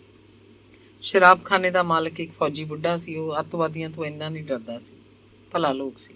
ਖੁੱਲੇ ਮੂੰਹ ਵਾਲੀ ਗੱਟਾ ਬੋਰੀ 'ਚ ਦੇਸੀ ਦੀਆਂ ਬੋਤਲਾਂ ਸਨ, ਅਧੀਏ ਸਨ, ਪਊਏ ਸਨ। ਪਾਣੀ ਦੀ ਵੱਡੀ ਬਾਲਟੀ ਸੀ, ਜਿਸ 'ਚ ਪਲਾਸਟਿਕ ਦਾ ਨਿੱਕਾ ਕੱਪ ਸੀ। ਕੋਲ ਹੀ ਲੱਕੜ ਦੇ ਪੁਰਾਣੇ ਫੱਟੇ ਦੇ 6-7 ਕੱਚ ਦੇ ਰੱਦੜ ਜਿਹੇ ਗਲਾਸ ਪਏ ਸਨ। ਪੈਗ ਪਾ ਕੇ ਬੈਠਣ ਦਾ ਹੁਕਮ ਨਹੀਂ ਸੀ, ਨਾ ਗੱਲਾਂ ਦਾ ਮੌਕਾ ਸੀ। ਆਪਣੇ ਅਧੀਏ ਪਊਏ 'ਚੋਂ ਗਲਾਸ 'ਚ ਦਾਰੂ ਪਾਓ, ਪਾਣੀ ਪਿਆ ਹੈ, ਇੱਕੋ ਸਾਹ ਪੀਣੀ ਹੈ। ਸਲੂਣੇ ਦੇ ਪੈਕਟ ਵੀ ਮਿਲਦੇ ਹਨ। 2 ਰੁਪਏ ਦਾ ਇੱਕ ਪੈਕਟ। ਲੂਣ ਦੀ ਕੌਲੀ ਪਈ ਹੈ। ਬਹੁਤੀ ਗਰੀਬੀ ਹੈ ਤਾਂ ਗਿੱਲੀ ਉਂਗਲ ਦਾ ਫੁੱਲ ਲਪੇਟ ਕੇ ਚੱਟ ਲਓ ਭਾਈ। ਦੀਵੇ ਦੇ ਮੱਧਮ ਚਾਨਣ ਵਿੱਚ ਦਾਰੂ ਪੀਣੇ ਬੰਦੇ ਇੱਧਰ ਉੱਧਰ ਉੱਠਦੇ ਬੈਠਦੇ ਭੂਤ ਪ੍ਰੇਤ ਲੱਗਦੇ ਸਨ। ਪਰ ਉਹਨਾਂ ਲਈ ਕਾਲੀ ਬੋਲੀ ਰਾਤ 'ਚ ਜਿਵੇਂ ਦਿਨ ਚੜ੍ਹ ਆਇਆ ਹੋਵੇ। ਫੌਜੀ ਦਾ ਦੀਵਾ ਸਿਰਫ 1 ਘੰਟਾ ਬਲਦਾ ਸੀ, ਫਿਰ ਫੂਕ ਵੱਜ ਜਾਂਦੀ। ਬਾਲਟੀ ਦਾ ਬਚਦਾ ਪਾਣੀ ਉੱਥੇ ਡੋਲ ਦਿੱਤਾ ਜਾਂਦਾ। ਕੱਪ ਗਲਾਸ ਖਾਲੀ ਬਾਲਟੀ 'ਚ ਟਿਕ ਜਾਂਦੇ। ਬਚੇ ਮਾਲ ਦੀ ਗੱਟਾ ਬੋਰੀ ਮੋਢੇ ਲਾ ਕੇ ਫੌਜੀ ਸਬਾਤ 'ਚੋਂ ਬਾਹਰ ਹੋ ਜਾਂਦਾ। ਸਬਾਤ 'ਚ ਹੋਰ ਵੀ ਕੋਈ ਨਹੀਂ ਰਹਿੰਦਾ ਸੀ। ਅੰਗ 25। ਪਿੰਡ ਦਾ ਮਕਾਨ ਤਾਂ ਬਣ ਗਿਆ। ਹੁਣ ਦੂਜਾ ਕੰਮ ਸੀ ਸਨੇਹਪਾਲ ਦਾ ਵਿਆਹ। ਮੇਰੇ ਦੋਸਤ ਜਾਣਦੇ ਹਨ ਕਿ ਜਿਸ ਪ੍ਰੋਜੈਕਟ ਨੂੰ ਮੈਂ ਹੱਥ ਪਾ ਲਵਾਂ ਉਹਨੂੰ ਸਿਰੇ ਲਾ ਕੇ ਹਟਦਾ। ਨਾਵਲ ਵੀ ਤਾਂ ਮੈਂ ਪ੍ਰੋਜੈਕਟ ਬਣਾ ਕੇ ਲਿਖਦਾ। ਕਿਸੇ ਵੀ ਪ੍ਰੋਜੈਕਟ ਨੂੰ ਸਿਰੇ ਚਾੜ੍ਹਨ ਲਈ ਅੰਨਾ ਹੋ ਜਾਣਾ। ਮੈਨੂੰ ਹੋਰ ਕੁਛ ਨਹੀਂ ਦਿਸਦਾ। ਆਪਣਾ ਸਾਹਮਣੇ ਖੜਾ ਖਾਸ ਉਦੇਸ਼ ਹੀ ਮੱਥੇ 'ਚ ਹਮੇਸ਼ਾ ਵੱਜਦਾ ਰਹਿੰਦਾ ਹੈ। ਰਿਸ਼ਤੇਦਾਰਾਂ, ਮਿੱਤਰ, ਦੋਸਤ ਤੇ ਆਮ ਜਾਣਕਾਰ ਵੀ ਮੇਰੇ ਲਈ ਸਨੇਹਪਾਲ ਦੇ ਵਿਆਹ ਦਾ ਨਿਸ਼ਾਨਾ ਸੀ। ਘਰ ਤੇ ਜ਼ਮੀਨ ਨੂੰ ਦੇਖ ਕੇ ਕੀ ਕਰਦੇ? ਕੁੜੀ ਵਾਲਿਆਂ ਸਾਹਮਣੇ ਤਾਂ ਮੁੰਡਾ ਸੀ। ਸਨੇਹਪਾਲ ਨਕੱਦਾ ਸੀ, ਦੇਖਣ ਨੂੰ ਨੌਜਵਾਨ ਨਹੀਂ ਲੱਗਦਾ ਸੀ। ਉਹਦੀ ਪੜ੍ਹਾਈ ਦੇ ਮਾਰੋ ਗੋਲੀ, ਉਹ ਕੋਈ ਕੰਮ ਨਹੀਂ ਕਰਦਾ ਸੀ। ਬੋਲਣ ਵੇਲੇ ਹੱਕ ਪੈਂਦੀ, ਹੱਥ ਕੰਬਦੇ, ਪਰ ਉਹ ਆਪਣੇ ਇਰਾਦੇ ਦਾ ਦ੍ਰਿੜ ਸੀ। ਵਿਆਹ ਕਰਵਾ ਕੇ ਰਾਜੀ ਸੀ, ਚਾਹੇ ਡੱਕਾ ਵੀ ਨਾ ਤੋੜਦਾ ਹੋਵੇ। ਉਹਨੂੰ ਜ਼ਮੀਨ ਦਾ ਚੌਥਾ ਹਿੱਸਾ ਆਉਣਾ ਸੀ। ਬਾਪੂ 22 ਕਿੱਲੇ ਛੱਡ ਕੇ ਮਰਿਆ ਸੀ। ਚਾਚਾ ਨੱਥੂ ਰਾਮ ਦਾ ਹਿੱਸਾ ਵਿੱਚੇ ਸ਼ਾਮਲ ਸੀ। ਨੱਥੂ ਰਾਮ ਦੇ ਮਰਨ ਬਾਅਦ ਜ਼ਮੀਨ ਅੱਧੋ-ਅੱਧ ਹੋ ਜਾਣੀ ਸੀ। ਇਹਦਾ ਮਤਲਬ ਮੇਰੇ ਹਿੱਸੇ ਦਾ ਅੱਧ ਸਨੇਹਪਾਲ ਨੂੰ ਮਿਲਣਾ ਸੀ, ਜੋ ਉਹਦੇ ਲਈ ਬਹੁਤ ਸੀ। ਸਾਕਾਂ ਵਾਲੇ ਕਈ ਆਏ। ਉਹਨਾਂ ਨੂੰ ਇਹ ਗੱਲ ਤਾਂ ਪਸੰਦ ਸੀ ਕਿ ਉਹ ਰਾਮ ਸਰੂਪ ਅਣਖੀ ਦਾ ਮੁੰਡਾ ਹੈ, ਉਹ ਜ਼ਮੀਨ ਦਾ ਮਾਲਕ ਬਣੇਗਾ। ਉਹਦੇ ਲਈ ਪਿੰਡ ਦਾ ਮਕਾਨ ਵੀ ਨਵਾਂ ਹੈ। ਪਰ ਜਦੋਂ ਕੋਈ ਸਨੇਹਪਾਲ ਨੂੰ ਦੇਖਦਾ, ਇੱਕ ਅੱਧੀ ਗੱਲ ਕਰਦਾ ਤਾਂ ਖਿਸਕ ਜਾਂਦਾ। ਅਖੀਰ ਉਹਨੂੰ ਸਾਕ ਹੋ ਗਿਆ। ਵਿਆਹ ਅਗਲਿਆਂ ਨੇ ਸਧਾਰਨ ਜਿਹਾ ਹੀ ਕੀਤਾ ਸੀ। ਆਪਾਂ ਵਿਆਹ ਦੇ ਮਹਿੰਗੇ ਰਸਮ ਰਿਵਾਜ ਤੋਂ ਕੀ ਲੈਣਾ ਸੀ? ਆਪਾਂ ਨੂੰ ਤਾਂ ਬਹੂ ਚਾਹੀਦੀ ਸੀ, ਜਿਸ ਕਰਕੇ ਸਨੇਹਪਾਲ ਦੀ ਰੋਟੀ ਪੱਕਦੀ ਹੋ ਜਾਏ। ਬਹੂ ਬੱਚੇ ਜੰਮੇ, ਪਿੰਡ 'ਚ ਖਾਨਦਾਨ ਦੀ ਦੇਹਲੀ ਵਧੇ ਤੇ ਨਵਾਂ ਛੱਤਿਆ ਮਕਾਨ ਭਰਿਆ ਲੱਗਣ ਲੱਗੇ। ਉਹਦੇ ਸਹੁਰਿਆਂ ਨੇ ਜਿਹੜਾ ਸਮਾਨ ਦਾਜ 'ਚ ਦਿੱਤਾ ਸੀ, ਧੌਲੇ ਵਾਲੇ ਨਵੇਂ ਮਕਾਨ 'ਚ ਰੱਖ ਕੇ ਜਿੰਦਰੇ ਲਾ ਆਏ। ਪਿੰਡ 'ਚ ਚੋਰੀ ਦਾ ਕੋਈ ਡਰ ਨਹੀਂ ਸੀ। ਆਂਢੀ ਗੁਆਂਢੀ ਸਭ ਭਲੇ ਮਾਨਸ ਸਨ। ਮੁੰਡੇ ਬਹੂ ਨੂੰ 1 ਮਹੀਨਾ ਸੀ ਬਰਨਾਲੇ ਆਪਣੇ ਕੋਲ ਰੱਖਿਆ। ਮੈਂ ਤੇ ਸ਼ੋਭਾ ਹੱਸਦੇ ਵੀ ਤੇ ਫਿਕਰ ਕਰਦੇ। ਦੋਵਾਂ ਨੂੰ ਗ੍ਰਸਤੀ ਜੀਵਨ ਦਾ ਕੋਈ ਗਿਆਨ ਨਹੀਂ ਸੀ। ਸਾਲੇ ਜਿਵੇਂ ਭੈਣ ਭਾਈ ਹੋਣ ਤੇ ਸਾਡੇ ਕੋਲ ਪ੍ਰਾਹੁਣਚਾਰੀ ਦੀਆਂ ਰਾਤਾਂ ਕੱਟਣ ਆਏ ਹੋਣ। ਖੈਰ, ਅਸੀਂ ਉਹਨਾਂ ਨੂੰ ਧੌਲੇ ਛੱਡ ਆਏ। ਉਹ ਆਪਣੇ ਆਪ ਹੀ ਮੀਆਂ ਬੀਵੀ ਬਣਨ ਲੱਗੇ ਸਨ। ਫੈਸਲੇ ਦੀ ਤੀਜੀ ਕੜੀ ਸੀ ਜ਼ਮੀਨਾਂ ਵੰਡਣਾ। ਚਾਚਾ ਨੱਥੂ ਰਾਮ ਨੇ ਕਦੇ ਸਾਡੇ ਦੋਵਾਂ ਭਰਾਵਾਂ ਦੇ ਨਾਂ ਆਪਣੀ ਜ਼ਮੀਨ ਦੀ ਵਸੀਅਤ ਕਰਾਈ ਸੀ, ਪਰ 5-7 ਸਾਲਾਂ ਬਾਅਦ ਹੀ ਸ਼ੋਭਾ ਦੇ ਆਉਣ ਬਾਅਦ ਉਹਦੇ ਮਨ 'ਚ ਪਤਾ ਨਹੀਂ ਕੀ ਗੱਲ ਆਈ, ਉਹਨੇ ਸਾਡੇ ਨਾਂ ਦੀ ਵਸੀਅਤ ਰੱਦ ਕਰਕੇ ਸਾਡੇ ਮੁੰਡਿਆਂ ਦੇ ਨਾਂ ਜ਼ਮੀਨ ਦੀ ਵਸੀਅਤ ਕਰਵਾਤੀ। ਅੱਧਾ ਹਿੱਸਾ ਮੇਰੇ ਦੋਵਾਂ ਮੁੰਡਿਆਂ ਦੇ ਨਾਂ ਤੇ ਅੱਧਾ ਹਿੱਸਾ ਛੋਟੇ ਭਾਈ ਦੇ 3 ਮੁੰਡਿਆਂ ਦੇ ਨਾਂ। ਚਾਚੇ ਨੂੰ ਆਖਿਆ ਮੈਂ, ਸਾਡੇ ਪਿਓ ਦਾ ਹਿੱਸਾ ਤਾਂ ਸਾਡੇ ਦੋਵਾਂ ਭਰਾਵਾਂ ਦੇ ਨਾਂ ਹੈਗਾ ਹੀ ਹੈ। ਸਾਡੇ ਮੁੰਡਿਆਂ ਨੂੰ ਜਿਹੜਾ ਤੂੰ ਆਪਣੇ ਹਿੱਸੇ ਦਾ ਅੱਧੋ-ਅੱਧ ਵਸੀਅਤ ਕਰਾਈ ਹੈ, ਉਹ ਹੁਣੇ ਵੰਡ ਦੇ। ਮੈਂ ਔਖਾ, ਮੈਨੂੰ ਜ਼ਮੀਨ 'ਚੋਂ ਮਿਲਦਾ ਤਾਂ ਕੁਛ ਹੈ ਨਹੀਂ। ਦੇਖ ਪੁੱਤ ਰਾਮ ਸਰੂਪ, ਮੇਰੇ ਹਿੱਸੇ ਦੀ ਨਿਆਈ ਦਾ ਜਿਹੜਾ 4 ਕਿੱਲੇ ਵਾਹਣ ਇਹ ਖਾਂਦੇ ਹੈ, ਉਹ ਮੇਰੀ ਸੇਵਾ ਹੈ। ਤੇਰੇ ਕੋਲ ਬਰਨਾਲੇ ਤਾਂ ਮੈਂ ਰਹਿ ਨਹੀਂ ਸਕਦਾ। ਜੇ ਤੁਸੀਂ ਸਾਰੀ ਜ਼ਮੀਨ ਅੱਧੋ-ਅੱਧ ਹੁਣੇ ਕਰ ਲਈ ਤਾਂ ਮੇਰੇ ਦਿਨ ਨਹੀਂ ਨਿਕਲਣੇ। ਮੈਂ ਫਿਰ ਕਿਸੇ ਦਾ ਕੀ ਲੱਗਦਾ? ਤੂੰ ਜਿਹੜਾ ਮਿਲਦਾ ਲਈ ਚੱਲ। ਮੇਰਾ ਤਾਂ ਚੰਦ ਰੋਜ਼ ਦਾ ਮੇਲਾ ਹੈ। ਮੇਰੇ ਮਰਨ ਵਿੱਚੋਂ ਵੰਡ ਲਿਓ ਜ਼ਮੀਨ। ਚਾਚੇ ਨੇ ਮੈਨੂੰ ਆਪਣੀ ਹਿੱਕ ਨਾਲ ਲਾ ਕੇ ਸਮਝਾਇਆ ਤੇ ਫਿਰ ਮੇਰਾ ਮੋਢਾ ਥਾਪੜਿਆ। ਜਿਵੇਂ ਮੇਰੀ ਵਸੀਅਤ ਹੈ, ਜ਼ਮੀਨ ਅੱਧੋ-ਅੱਧ ਰੱਖੂ ਮੈਂ ਤੈਨੂੰ ਤਿਆਗਦਾ ਨਹੀਂ। ਚਾਚੇ ਦੀ ਗੱਲ ਮੈਂ ਮੰਨ ਲਈ, ਪਰ ਸਨੇਹ ਪਾਲ ਲਈ ਕਣਕ ਦਾ ਢੋਲ ਭਰਵਾ ਦਿੱਤਾ। ਪਿੰਡ ਦੀ ਦੁਕਾਨ ਮੇਘੇ ਬਾਣੀਏ ਤੋਂ ਉਹਨੂੰ ਸੌਦਾ ਸੂਤ ਲੈਤਾ। ਕਈ ਮਹੀਨੇ ਉਹਦਾ ਖਰਚ ਮੈਂ ਹੀ ਦਿੰਦਾ ਰਿਹਾ। ਮੈਨੂੰ ਉਹ ਦਿਨ ਨਹੀਂ ਭੁੱਲਦਾ ਜਦੋਂ ਚਾਚਾ ਨੱਥੂ ਰਾਮ ਮੈਨੂੰ ਅੰਦਰਲੇ ਘਰ ਲੈ ਕੇ ਗਿਆ ਸੀ। ਉਹ ਤੋਂ ਤੁਰਿਆ ਨਹੀਂ ਜਾਂਦਾ ਸੀ, ਨਾ ਹੀ ਨਿਗਾਹ ਰਹੀ ਸੀ ਉਹਦੀ। ਬਸ ਐਵੇਂ ਤੋਂ ਪਛਾਣ ਦਿਸਦੀ, ਗੰਦੇ ਪਾਣੀ ਦੀ ਨਾਲੀ ਟੱਪ ਲੈਂਦਾ। ਉਹ ਲੀਲੇ ਦੀ ਬਹੂ ਨੂੰ ਸ਼ਗਨ ਦੇਣਾ ਚਾਹੁੰਦਾ ਸੀ ਤੇ ਮੈਨੂੰ ਅੰਦਰਲੇ ਘਰ ਲੈ ਆਇਆ। ਬਹੂ ਨੇ ਉਹਦੇ ਪੈਰੀਂ ਹੱਥ ਲਾਏ। ਚਾਚੇ ਨੇ ਅਸੀਸ ਦਿੱਤੀ, ਫਿਰ ਕੁੜਤੇ ਦੀ ਅੰਦਰਲੀ ਜੇਬ 'ਚੋਂ ਨੋਟ ਕੱਢ ਕੇ ਗਿਣਨ ਲੱਗਿਆ। ਨੋਟਾਂ ਦੀ ਗਿਣਤੀ 90 ਰੁਪਏ ਬਣੀ। ਉਹਨੇ ਇੱਕ 10 ਦਾ ਨੋਟ ਮੇਰੇ ਤੋਂ ਉਧਾਰ ਮੰਗਿਆ ਤੇ ਲੀਲੇ ਦੀ ਬਹੂ ਨੂੰ ਪੂਰਾ 100 ਰੁਪਇਆ ਦਿੱਤਾ। ਤੇ ਫਿਰ ਮੇਰੇ ਲਈ ਹਾਲਾਤ ਬੜੇ ਨਾਜ਼ੁਕ ਤੇ ਚਿੰਤਾਜਨਕ ਬਣਦੇ ਜਾ ਰਹੇ ਸੀ। ਸ਼ੋਭਾ ਮੈਨੂੰ ਤੰਗ ਕਰਦੀ ਕਿ ਤੂੰ ਪਿੰਡ ਵਾਲੀ ਜ਼ਮੀਨ ਵੰਡਾਉਂਦਾ ਕਿਉਂ ਨਹੀਂ? ਉਹ ਮੌਜਾਂ ਕਰਦੇ ਨੇ, ਆਪਾਂ ਤੰਗ ਰਹਿੰਦੇ ਹਾਂ, ਭੁੱਖੇ ਮਰਦੇ ਹਾਂ। ਉਦੋਂ ਤੱਕ ਕ੍ਰਾਂਤੀਪਾਲ ਆਪਣੀ ਪਟਿਆਲੇ ਦੀ ਪੜ੍ਹਾਈ ਖਤਮ ਕਰਕੇ ਬਰਨਾਲੇ ਆ ਚੁੱਕਿਆ ਸੀ।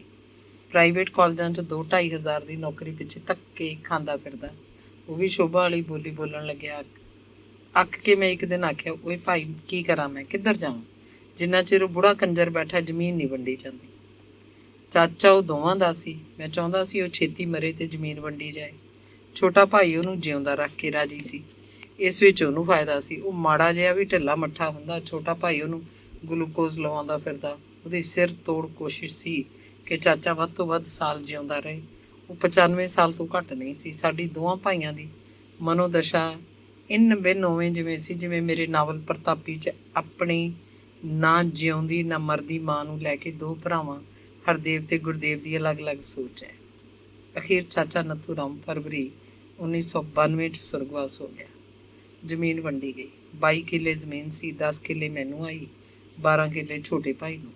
ਪਰ ਜ਼ਮੀਨ ਦੀ ਵੰਡ ਤੇ ਇੰਤਕਾਲ ਹੋਣ ਤੱਕ ਜਿਹੜਾ ਮਾਨਸਿਕ ਸੰਘਰਸ਼ ਮੈਨੂੰ ਝੱਲਣਾ ਪਿਆ, ਉਹ ਜ਼ਿੰਦਗੀ ਭਰ ਯਾਦ ਰਹੇਗਾ। ਪਟਵਾਰੀਆਂ, ਤਹਿਸੀਲਦਾਰਾਂ ਕੋਲ ਮੈਂ ਹੀ ਜਾਂਦਾ। ਛੋਟਾ ਭਾਈ ਨਾ ਕਿਸੇ ਨੂੰ ਮਿਲਦਾ ਸੀ, ਨਾ ਉਹਨੂੰ ਕੋਈ ਜਾਣਦਾ ਸੀ। ਉਹਦੇ ਵੱਲੋਂ ਪਹਿਲੀ ਸ਼ਰਤ ਇਹ ਰੱਖੀ ਗਈ ਕਿ ਸਾਰੀ ਜ਼ਮੀਨ ਮਿਣਵਾ ਲਈਏ। ਆਪਣੀ ਜ਼ਮੀਨ ਕਿਸੇ ਗੁਆਂਢੀ ਦੇ ਵਾਹਣ 'ਚ ਨਾ ਪਈ ਹੋਵੇ ਜਾਂ ਆਪਣੀ ਵੱਲ ਕਿਸੇ ਦੀ ਨਿਕਲਦੀ ਨਾ ਹੋਵੇ।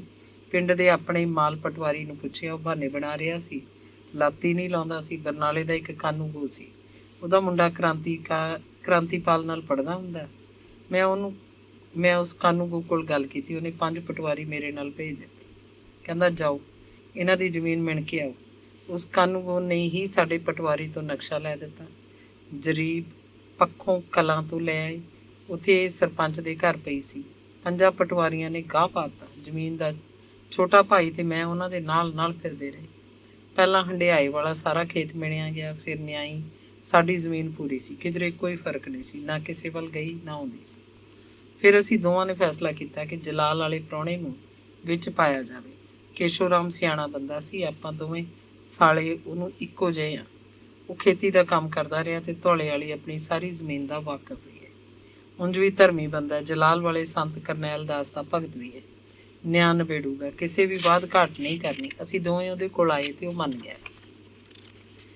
ਜਦੋਂ ਦੀ ਸਾਡੀ ਭੈਣ ਮਰੀ ਸੀ, ਉਹ ਬਹੁਤਾ ਕਰਕੇ ਘਰ ਹੀ ਰਹਿੰਦਾ, ਬਹੁਤਾ ਕਿਧਰੇ ਆਉਂਦਾ ਜਾਂਦਾ ਨਹੀਂ ਸੀ। ਕਦੇ ਕਦੇ ਸੰਤਾਂ ਦੇ ਡੇਰੇ ਗੇੜਾ ਮਾਰਦਾ। ਬਹੁਤ ਹੀ ਸੋਹਲ ਹੋ ਗਿਆ ਸੀ। ਉਹਦੇ 3 ਮੁੰਡੇ, ਸਾਡੇ ਭਾਣਜੇ ਉਹਦੀ ਪੂਰੀ ਸੇਵਾ ਕਰਦੇ। ਅਟੰਕ ਬੰਦਾ ਸੀ। ਮੋਹਰੇ ਗਰਮੀਆਂ ਸੀ। ਕੇਸ਼ੋ ਰਾਮ ਕਹਿੰਦਾ, ਆਹ ਤਮਾੜ ਧੁੱਪ ਜਿਹੜੀ ਪੈਂਦੀ ਹੈ ਅਜੇ ਵਧੂਗੀ। ਇਹ ਤਾਂ ਮੈਥੋਂ ਗਰਮੀ ਝੱਲੀ ਨਹੀਂ ਜਾਂਦੀ। ਚੜ੍ਹਦੇ ਸਿਆਲ ਮੈਂ ਆਊਂ, ਤੁਹਾਡਾ ਨਮੇੜਾ ਕਰ ਦੂੰ।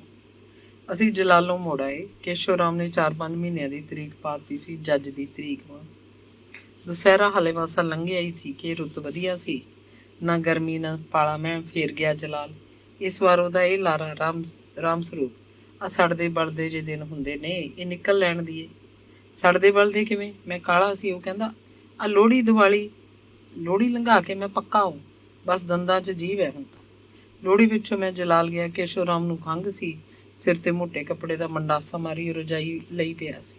ਮੈਨੂੰ ਦੇਖ ਕੇ ਖੱਸੀ ਜਿਹੀ ਹਾਸੀ ਹੱਸਣ ਲੱਗਿਆ। ਕਹਿੰਦਾ, ਰਾਮ ਸਰੂਪ, ਹੁਣ ਤਾਂ ਸਾਲਾ ਹੱਥ ਬਾਹਰ ਨਹੀਂ ਨਿਕਲਦਾ, ਪੂਰਾ ਤਾਂ ਸਾਲਾ ਚੀਰਦਾ ਜਾਂਦਾ ਸਰੀਰ ਨੂੰ। ਤੂੰ ਹੁਣ ਨਾ ਆਈ, ਮੈਂ ਆਪੇ ਆਊਂ। ਬਹੁਤਾ ਨਾ ਆਖ, ਮੈਨੂੰ ਉਹਨੇ ਪਹਿਲਾਂ ਹੀ ਬੰਨ੍ਹ ਦਿੱਤਾ ਸੀ। ਮੈਂ ਤਾਂ ਹਾਲੇ ਕੁਝ ਬੋਲਿਆ ਵੀ ਨਹੀਂ ਸੀ। ਮੁੜਦਾ ਹੋਇਆ ਮੈਂ ਪੂਰਾ ਖਿਝ ਗਿਆ। ਸੋਚ ਰਿਹਾ ਸੀ, ਸਾਡੀ ਜ਼ਮੀਨ ਜਿਵੇਂ ਕੇਸ਼ੋ ਰਾਮ ਦੀ ਮੁੱਠੀ 'ਚ ਬੰਦ ਹੋਵੇ। ਜ਼ਮੀਨ ਦੀਆਂ 2 ਢੇਰੀਆਂ ਇਹ ਸਿਆਲ ਲੰਘਾ ਕੇ ਪਾਊਗਾ। ਕੀ ਪਤਾ ਜੇ ਆਪ ਹੀ ਸਿਆਲ ਨਾ ਲੰਘਾਇਆ। ਉਹਦਾ ਹਾਲ ਤਾਂ ਇਹੀ ਲੱਗਦਾ। ਮੈਂ ਪਿੰਡ ਜਾ ਕੇ ਛੋਟੇ ਭਾਈ ਨੂੰ ਕਿਹਾ, ਨਵਜੋਸ਼, ਆਪਾਂ ਯਾਰ ਆਪ ਹੀ ਵੰਡ ਲੈਂਦੇ ਹਾਂ ਜ਼ਮੀਨ। ਜ਼ਮੀਨ ਵੰਡਣ ਨੂੰ ਕੀ ਹੈ, ਤੈਨੂੰ ਨਹੀਂ ਪਤਾ ਜਾਂ ਮੈਨੂੰ ਨਹੀਂ ਪਤਾ? ਉਹ ਤਾਂ ਆਉਂਦਾ ਨਹੀਂ ਇੱਥੇ, ਮੈਂ 3 ਵਾਰ ਜਾ ਆਇਆ, ਭੌਂਕਦਾ ਫਿਰਦਾ। ਲਿਆ, ਮੈਂ 2 ਟੱਕ ਬਣਾ ਦੇਣਾ, ਤੂੰ ਜਿਹੜਾ ਮਰਜ਼ੀ ਚੱਕ ਲਈ ਜਾਂ ਗੁਣੇ ਮਾਰ ਲਾਂਗੇ। ਪਰ ਉਹ ਮਲਵੀ ਜੀਭ ਨਾਲ ਬੋਲਿਆ, ਨਹੀਂ ਵੀਰ, ਕੇਸ਼ੋ ਰਾਮ ਠੀਕ ਹੈ। ਕ੍ਰਾਂਤੀਪਾਲ ਮਜ਼ਾਕ ਕਰਦਾ, ਡੈਡੀ ਜੇ ਕਿਸੇ ਨਾਵਲ 'ਚ 2 ਭਾਈਆਂ ਦੀ ਜ਼ਮੀਨ ਵੰਡਣੀ ਹੋਵੇ ਭੋਰਾ ਫਰਕ ਨਹੀਂ ਲੈਣ ਦਿੰਦੇ, ਹੁਣ ਆਪਦੀ ਵੇਲੇ ਕਿਉਂ ਨਹੀਂ ਵੰਡੀ ਜਾਂਦੀ। ਚਾਚਾ ਨੱਥੂ ਰਾਮ ਪਿਛਲੇ ਸਾਲ ਦੀ ਫਰਵਰੀ 'ਚ ਮਰਿਆ ਸੀ ਤੇ ਹੁਣ ਅਗਲੇ ਸਾਲ ਦੀ ਫਰਵਰੀ ਵੀ ਲੰਘ ਚੁੱਕੀ ਸੀ, ਪਰ ਕੇਸ਼ੋ ਰਾਮ ਨਹੀਂ ਆਇਆ। ਮਾਰਚ ਵਿੱਚ ਆਇਆ ਉਹ। ਆਇਆ ਕਿ ਜਾ ਕੇ ਲਿਆਂਦਾ ਗਿਆ। ਦੋਵੇਂ ਖੇਤਾਂ 'ਚ ਫਿਰ ਤੁਰ ਕੇ ਉਹਨੇ 2 ਢੇਰੀਆਂ ਬਣਾਤੀਆਂ। ਹੰਡਿਆਏ ਵਾਲੇ ਖੇਤ ਦੇ ਕੱਸੀਓਂ ਪਾਰ ਦੀ ਜ਼ਮੀਨ ਨਾਲ ਨਿਆਈ ਦਾ ਟੋਭੇ ਵਾਲੇ ਪਾਸੇ ਦਾ ਖੇਤ ਸੀ, ਬਾਕੀ ਸਾਰੀ ਜ਼ਮੀਨ ਦੂਜੀ ਢੇਰੀ 'ਚ। ਦੋਵਾਂ ਭਰਾਵਾਂ ਦੀ ਰਜ਼ਾਮੰਦੀ ਨਾਲ ਪਹਿਲੀ ਢੇਰੀ ਮੇਰੇ ਹਿੱਸੇ ਆ ਗਈ ਜੋ 10 ਕਿੱਲੇ ਸੀ, ਦੂਜੀ 12 ਕਿੱਲੇ ਦੀ ਢੇਰੀ ਛੋਟੇ ਭਾਈ ਨੂੰ ਚਲੀ ਗਈ। ਕੋਈ ਲਿਖਤ ਪੜ੍ਹਤ ਨਹੀਂ। ਕੇਸ਼ੋ ਰਾਮ ਦੇ ਬੈਠੇ ਬੈਠੇ ਬਸ ਫੈਸਲਾ ਹੋ ਗਿਆ। ਬਾਕੀ ਰਹਿ ਗਿਆ ਭਾਈਏ ਵੰਡ ਦਾ ਇੰਤਕਾਲ, ਜੋ ਮੈਂ ਆਪ ਤੁਰ ਫਿਰ ਕੇ ਥੋੜ੍ਹੇ ਦਿਨਾਂ ਅੰਦਰ ਹੀ ਕਰਵਾ ਲਿਆ। ਇਹ ਕੋਈ ਔਖਾ ਕੰਮ ਨਹੀਂ ਸੀ। ਪਟਵਾਰੀ ਨੂੰ ਸਿੱਧਾ ਟੱਕਰੋ, ਉਹ ਆਪ ਹੀ ਮੂੰਹੋਂ ਬੋਲ ਕੇ ਦੱਸ ਦਿੰਦਾ ਕਿ ਇਸ ਕੰਮ ਦੀ ਇੰਨੀ ਸੇਵਾ ਹੈ। ਪਟਵਾਰੀ ਨੇ ਤਾਂ ਨੰਬਰ ਦੇਣੇ ਹੁੰਦੇ ਹੈ। ਅਰਜੀ ਨਵੀਸ ਜੋ ਰਜਿਸਟਰੀ ਤਿਆਰ ਕਰਦਾ ਹੈ, ਤਹਿਸੀਲਦਾਰ ਦੀ ਸੇਵਾ ਉਹਦੇ ਕੋਲ ਜਮ੍ਹਾਂ ਹੋ ਜਾਂਦੀ ਹੈ। ਤਹਿਸੀਲਦਾਰ ਅਰਜੀ ਨਵੀਸ ਦੇ ਆਖਣ 'ਤੇ ਹੀ ਰਜਿਸਟਰੀ 'ਤੇ ਦਸਖਤ ਕਰਦਾ ਹੈ। ਇੰਤਕਾਲ ਤਾਂ ਮਗਰੋਂ ਹੁੰਦਾ ਰਹਿੰਦਾ, ਜਿਹਦੀ ਸੇਵਾ ਪਹਿਲਾਂ ਹੀ ਝੋਕ ਦਿੱਤੀ ਗਈ ਹੁੰਦੀ ਹੈ। ਜ਼ਮੀਨ ਵੰਡ ਕੇ ਤੇ ਆਪਣੇ ਹਿੱਸੇ ਦੀ ਅੱਡ ਖੇਤੀ ਕਰਵਾ ਕੇ ਮੇਰੇ ਦਿਮਾਗ ਤੋਂ ਮਣਾ ਮੋਹੀ ਬੋਝ ਲੈ ਗਿਆ। ਮੈਂ ਮਾਨਸਿਕ ਤੌਰ 'ਤੇ ਪੂਰਾ ਸੁਰਖਰੂ ਸੀ। ਹੁਣ ਸਨੇਹਪਾਲ ਹੰਡਿਆਏ ਵਾਲੀ ਆਪਣੀ ਹਿੱਸੇ ਦੀ ਜ਼ਮੀਨ ਠੇਕੇ 'ਤੇ ਦਿੰਦਾ ਆ ਰਿਹਾ, ਨਿਆਈ ਉਹ ਹਿੱਸੇ 'ਤੇ ਦਿੰਦਾ। ਮੈਨੂੰ ਸਿਰਫ ਖਾਣ ਜੋਗੀ ਕਣਕ ਭੇਜਦਾ, ਸਰਦਾਰੀ ਕਰਦਾ, ਕਿਸੇ ਦਾ ਆਂਚਾ ਨਹੀਂ ਫਾਂਚਾ ਨਹੀਂ। ਠੇਕੇ ਦੇ ਪੈਸੇ ਬੈਂਕ 'ਚ ਜਮ੍ਹਾਂ ਕਰਾਉਂਦਾ ਜਾਂ ਕੀ ਕਰਦਾ ਮੈਨੂੰ ਕੋਈ ਇਲਮ ਨਹੀਂ, ਕੋਈ ਚਿੰਤਾ ਵੀ ਨਹੀਂ। ਸਨੇਹਪਾਲ ਹੁਣ ਟੱਬਰ ਦਾ ਮਾਲਕ ਹੈ, 2 ਮੁੰਡਿਆਂ ਦਾ ਬਾਪ ਹੈ, 1 ਕੁੜੀ ਹੈ। ਮੈਂ ਹੁਣ ਪਿੰਡ ਸਾਲ 'ਚ 1 ਵਾਰ ਜਾਂਦਾ, ਦੀਵਾਲੀ ਨੂੰ ਸਵੇਰੇ ਸਵੇਰੇ ਵਡੇਰਿਆਂ ਦੀ ਮਿੱਟੀ ਕੱਢਣ। ਸਾਡਾ ਉਹ ਬਜ਼ੁਰਗ ਰਾਮਚੰਦ ਜਿਹਦੀ ਮਿੱਟੀ 'ਤੇ ਅਸੀਂ ਹਰ ਦੀਵਾਲੀ ਨੂੰ ਮਿੱਟੀ ਕੱਢਣ ਜਾਂਦੇ ਹਾਂ, ਮੇਰੇ ਲਈ ਉਹ ਪ੍ਰੇਰਨਾ ਸਰੋਤ ਹੈ। ਮਰਨ ਲੱਗਿਆ ਉਹਨੇ ਮੇਰੇ ਬਾਪ ਨੂੰ ਕਿਹਾ ਸੀ, ਮੈਨੂੰ ਆਪਣੇ ਖੇਤਾਂ 'ਚ ਫੂਕਿਓ, ਮੇਰੀ ਮਿੱਟੀ ਬਣਾਇਓ ਉੱਥੇ, ਮੈਨੂੰ ਆਮ ਲੋਕਾਂ ਦੇ ਸਿਵੇ 'ਚ ਨਾ ਸਿੱਟਿਓ। ਸਾਡਾ ਉਹ ਬਜ਼ੁਰਗ ਰਾਮਚੰਦ ਕਿੰਨਾ ਖੁਦਦਾਰ ਸੀ। ਬਾਪੂ ਹੋਰਾਂ ਦੇ 5 ਤਾਏ ਚਾਚੇ ਤੇ ਬਾਪੂ ਦਾ ਪਿਓ ਸੀ।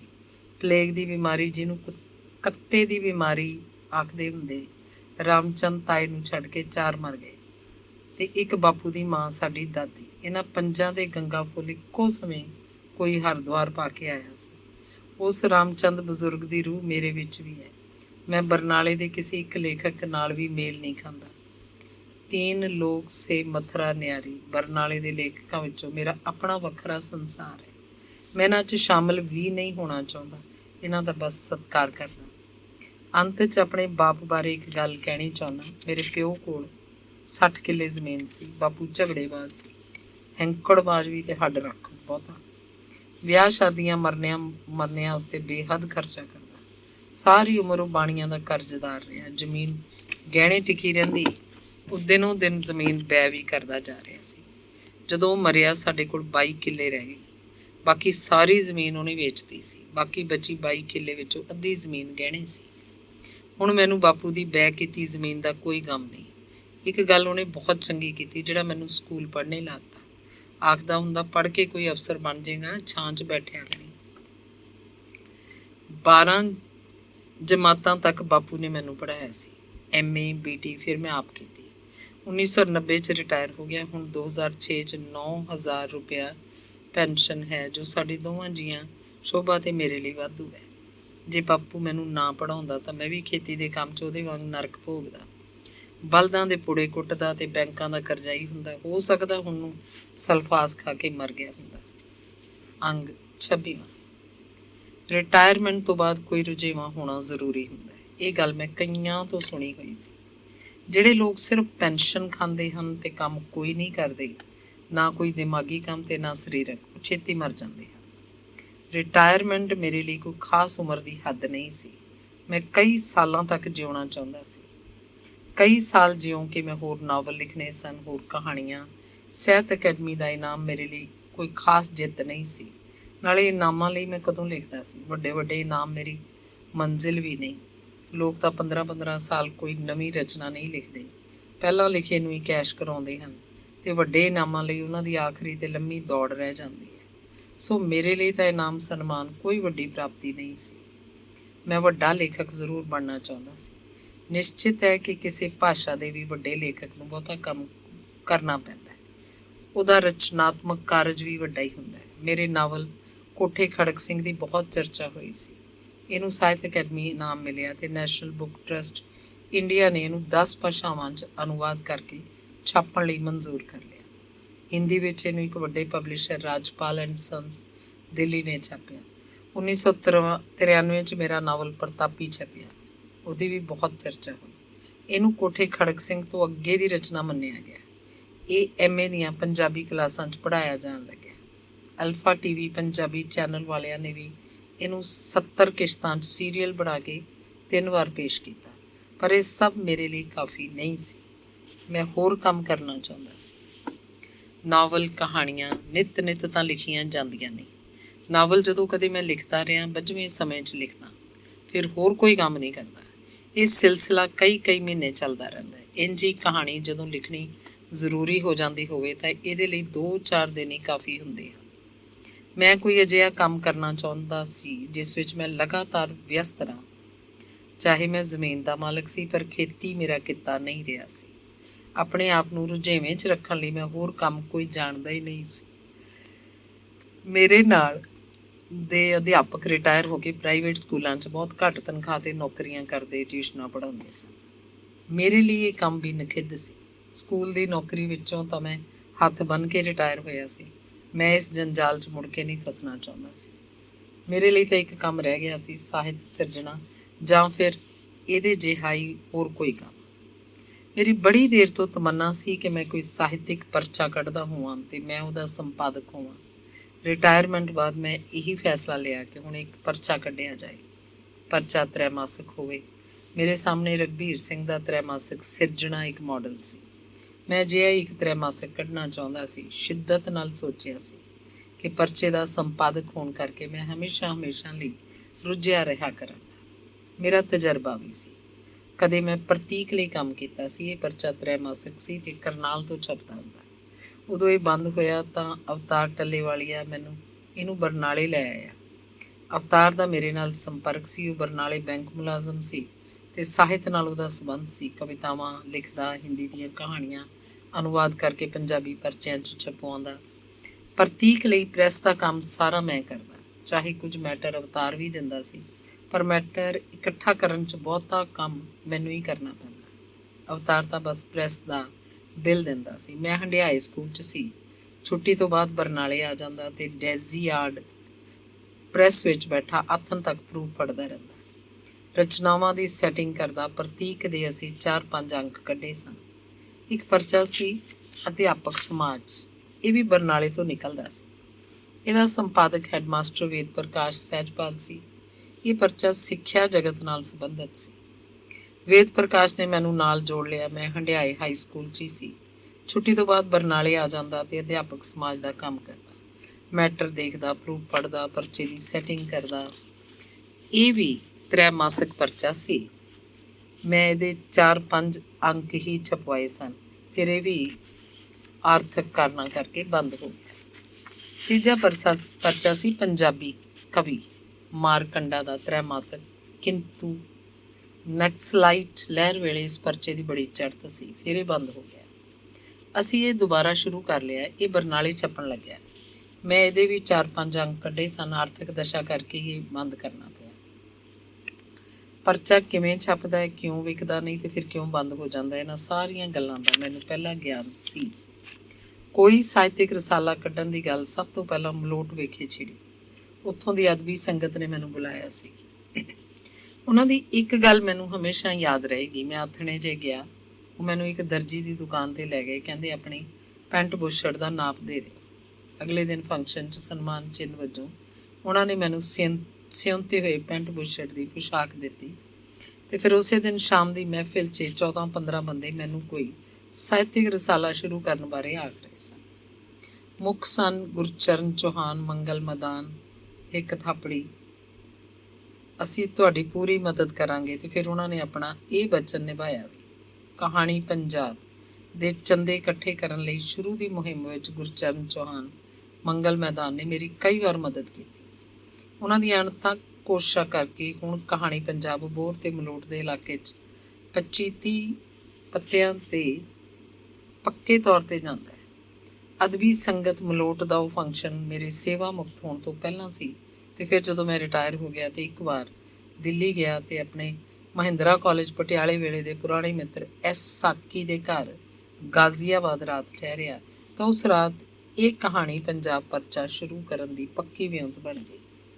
ਸਾਕੀ ਨੇ ਵਾਅਦਾ ਕੀਤਾ ਕਿ ਉਹ ਹਰ ਅੰਕ ਵੇਲੇ ਮੈਨੂੰ ਆਪਣੀ ਸਹਿਯੋਗ ਰਾਸ਼ੀ ਭੇਜਿਆ ਕਰੇਗਾ। ਮੈਨੂੰ ਮਾਣ ਹੈ ਕਿ ਮੇਰੇ ਇਸ ਪਰਮ ਮਿੱਤਰ ਦਾ ਸਹਿਯੋਗ ਲਗਾਤਾਰ ਹੁਣ ਤੱਕ ਮਿਲ ਰਿਹਾ ਹੈ। ਕਹਾਣੀ ਪੰਜਾਬ ਦਾ ਪਹਿਲਾ ਅੰਕ 1993 ਈਸਵੀ ਦੀ ਆਖਰੀ ਤਿਮਾਹੀ ਦਾ ਸੀ। ਜਨਤਕ ਪ੍ਰੈਸ ਦਿੱਲੀ ਨੇ ਇਹਦੀਆਂ 700 ਕਾਪੀਆਂ ਛਾਪ ਕੇ ਦਿੱਤੀਆਂ। ਪਰਚੇ ਦੀ ਗਿਣਤੀ ਜੋ ਕਦੇ 1500 ਤੱਕ ਪਹੁੰਚ ਗਈ ਸੀ, ਹੁਣ ਤੱਕ ਵੀ ਚਰਨਜੀਤ ਸਿੰਘ ਚੰਨ ਦੇ ਜਨਤਕ ਪ੍ਰੈਸ ਚਾਂਦਨੀ ਚੌਕ ਦਿੱਲੀ ਤੋਂ ਵੀ ਛਪ ਕੇ ਬਰਨਾਲੇ ਪਹੁੰਚ ਰਿਹਾ। ਪਹਿਲਾ ਅੰਕ ਪੰਜਾਬੀ ਦੇ ਸਭ ਵੱਡੇ ਲੇਖਕਾਂ, ਮਿੱਤਰ ਲੇਖਕਾਂ, ਸਾਹਿਤ ਪ੍ਰੇਮੀਆਂ ਨੂੰ ਡਾਕ ਰਾਹੀਂ ਭੇਜਿਆ ਗਿਆ। ਇੱਕ ਅੰਕ ਦਾ ਮੁੱਲ 10 ਰੁਪਏ ਸੀ। ਅਸੀਂ 10 ਅੰਕਾਂ ਦਾ ਚੰਦਾ 100 ਰੁਪਏ ਰੱਖਿਆ। ਮੈਂ ਬਹੁਤ ਸਾਰੇ ਲੋਕਾਂ ਨੂੰ ਚਿੱਠੀਆਂ ਲਿਖੀਆਂ ਕਿ 100 ਰੁਪਇਆ ਚੰਦਾ ਭੇਜੋ। 300 ਚੰਦੇ ਮਿਲੇ। ਬਹੁਤ ਸਹਿਯੋਗ ਤੇ ਹੁੰਗਾਰਾ ਦਿੱਤਾ ਸੀ ਮੈਨੂੰ ਮਿੱਤਰ ਪਿਆਰਿਆਂ ਨੇ। ਸ਼ੁਰੂ 'ਚ ਹੀ ਮੈਂ ਇਹਦੇ ਜੀਵਨ ਮੈਂਬਰ ਵੀ ਬਣਾਉਣ ਲੱਗਿਆ ਸੀ। ਟੀਚਾ ਸੀ 100 ਜੀਵਨ ਮੈਂਬਰ ਬਣਾਇਆ ਜਾਏਗਾ, ਪਰ 50 ਜੀਵਨ ਮੈਂਬਰ ਤਾਂ ਇਕੱਲੇ ਰੁਪਿੰਦਰ ਸਿੰਘ ਰਤਨ ਨੇ ਬਣਾ ਦਿੱਤੇ। ਇੱਕ ਵਾਰ ਉਹਨੇ ਖਾਸੀ ਮੋਟੀ ਰਕਮ ਵੀ ਭਿਜਵਾਈ। ਕਹਾਣੀ ਪੰਜਾਬ ਚੱਲ ਨਿਕਲਿਆ ਸੀ, ਪਰ ਇੱਕ ਚਿੱਠੀ ਹਮੇਸ਼ਾ ਯਾਦ ਰਹੇਗੀ। ਇਹ ਚਿੱਠੀ ਗਾਜ਼ੀਆਬਾਦ ਤੋਂ ਇੱਕ ਬਜ਼ੁਰਗ ਲੇਖਕ ਦੀ ਸੀ। ਉਹਦਾ ਵੀ ਜ਼ਿੰਦਗੀ ਦਾ ਖਾਸਾ ਤਜਰਬਾ ਹੋਏਗਾ ਅਤੇ ਸਾਹਿਤਕ ਪਰਚਿਆਂ ਦੀ ਦਿਸ਼ਾ ਬਾਰੇ ਉਹ ਖਾਸਾ ਜਾਣਦਾ ਹੋਏਗਾ। ਮੇਰੀ ਚਿੱਠੀ ਦੇ ਜਵਾਬ 'ਚ ਉਹਨੇ ਮੈਨੂੰ ਇਹ ਚਿੱਠੀ ਲਿਖੀ ਸੀ। ਸਾਡੀ ਥੋੜ੍ਹੀ ਮੋਟੀ ਵਾਕਫੀਅਤ ਪਹਿਲਾਂ ਹੀ ਸੀ, ਇਸ ਕਰਕੇ ਮੈਂ ਉਹਨੂੰ ਵੀ ਚਿੱਠੀ ਲਿਖ ਦਿੱਤੀ। ਮੋੜਵੀਂ ਚਿੱਠੀ 'ਚ ਉਹਨੇ ਲਿਖਿਆ, ਤੂੰ ਮੈਨੂੰ ਪਹਿਲਾਂ 10 ਅੰਕ ਭੇਜ, ਬਾਅਦ 'ਚ ਮੈਂ ਤੈਨੂੰ ਸਣੇ ਵਿਆਜ 100 ਰੁਪਇਆ ਭੇਜ ਦਾਂਗਾ। ਉਹ ਸੱਚਾ ਸੀ। ਮੈਂ ਉਹਦੀ ਚਿੱਠੀ ਦਾ ਬੁਰਾ ਨਹੀਂ ਮਨਾਇਆ। ਪੰਜਾਬੀ 'ਚ ਨਵੇਂ ਪਰਚੇ ਨਿਕਲਦੇ ਹਨ ਅਤੇ 2-4 ਅੰਕਾਂ ਪਿੱਛੋਂ ਬੰਦ ਹੋ ਜਾਂਦੇ ਨੇ। ਜਾਂ ਤਾਂ ਉਹ ਪਰਚਾ ਕੁਝ ਦੋਸਤਾਂ ਨੇ ਇਕੱਠੇ ਹੋ ਕੇ ਕੱਢਿਆ ਹੁੰਦਾ ਹੈ ਅਤੇ ਆਮ ਤੌਰ 'ਤੇ ਦੂਜੇ ਅੰਕ ਵੇਲੇ ਲੜ ਪੈਂਦੇ ਹੈ। ਕਿਸੇ ਇਕੱਲੇ ਬੰਦੇ ਨੇ ਪਰਚਾ ਸ਼ੁਰੂ ਕੀਤਾ ਹੋਵੇ ਤਾਂ ਉਹਨੂੰ ਆਰਥਿਕ ਮੰਦਵਾੜਾ ਖਾ ਜਾਂਦਾ ਹੈ, ਪਰ ਮੈਂ ਪਰਚਾ ਪੱਕੇ ਪੈਣੇ ਸ਼ੁਰੂ ਕੀਤਾ ਸੀ। ਦ੍ਰਿੜ ਸੀ ਕਿ ਚਾਹੇ ਆਪਣੀ ਜ਼ਮੀਨ ਗਹਿਣੇ ਧਰਨੀ ਪੈ ਜਾਏ, ਪਰਚਾ ਬੰਦ ਨਹੀਂ ਹੋਣ ਦਿਆਂਗਾ। ਉਸ ਬਜ਼ੁਰਗ ਲੇਖਕ ਨੂੰ ਮੈਂ ਪਹਿਲੇ ਅੰਕ ਤੋਂ ਬਾਅਦ ਪਰਚਾ ਭੇਜਣ ਦੀ ਹਿੰਮਤ ਨਹੀਂ ਕਰ ਸਕਿਆ।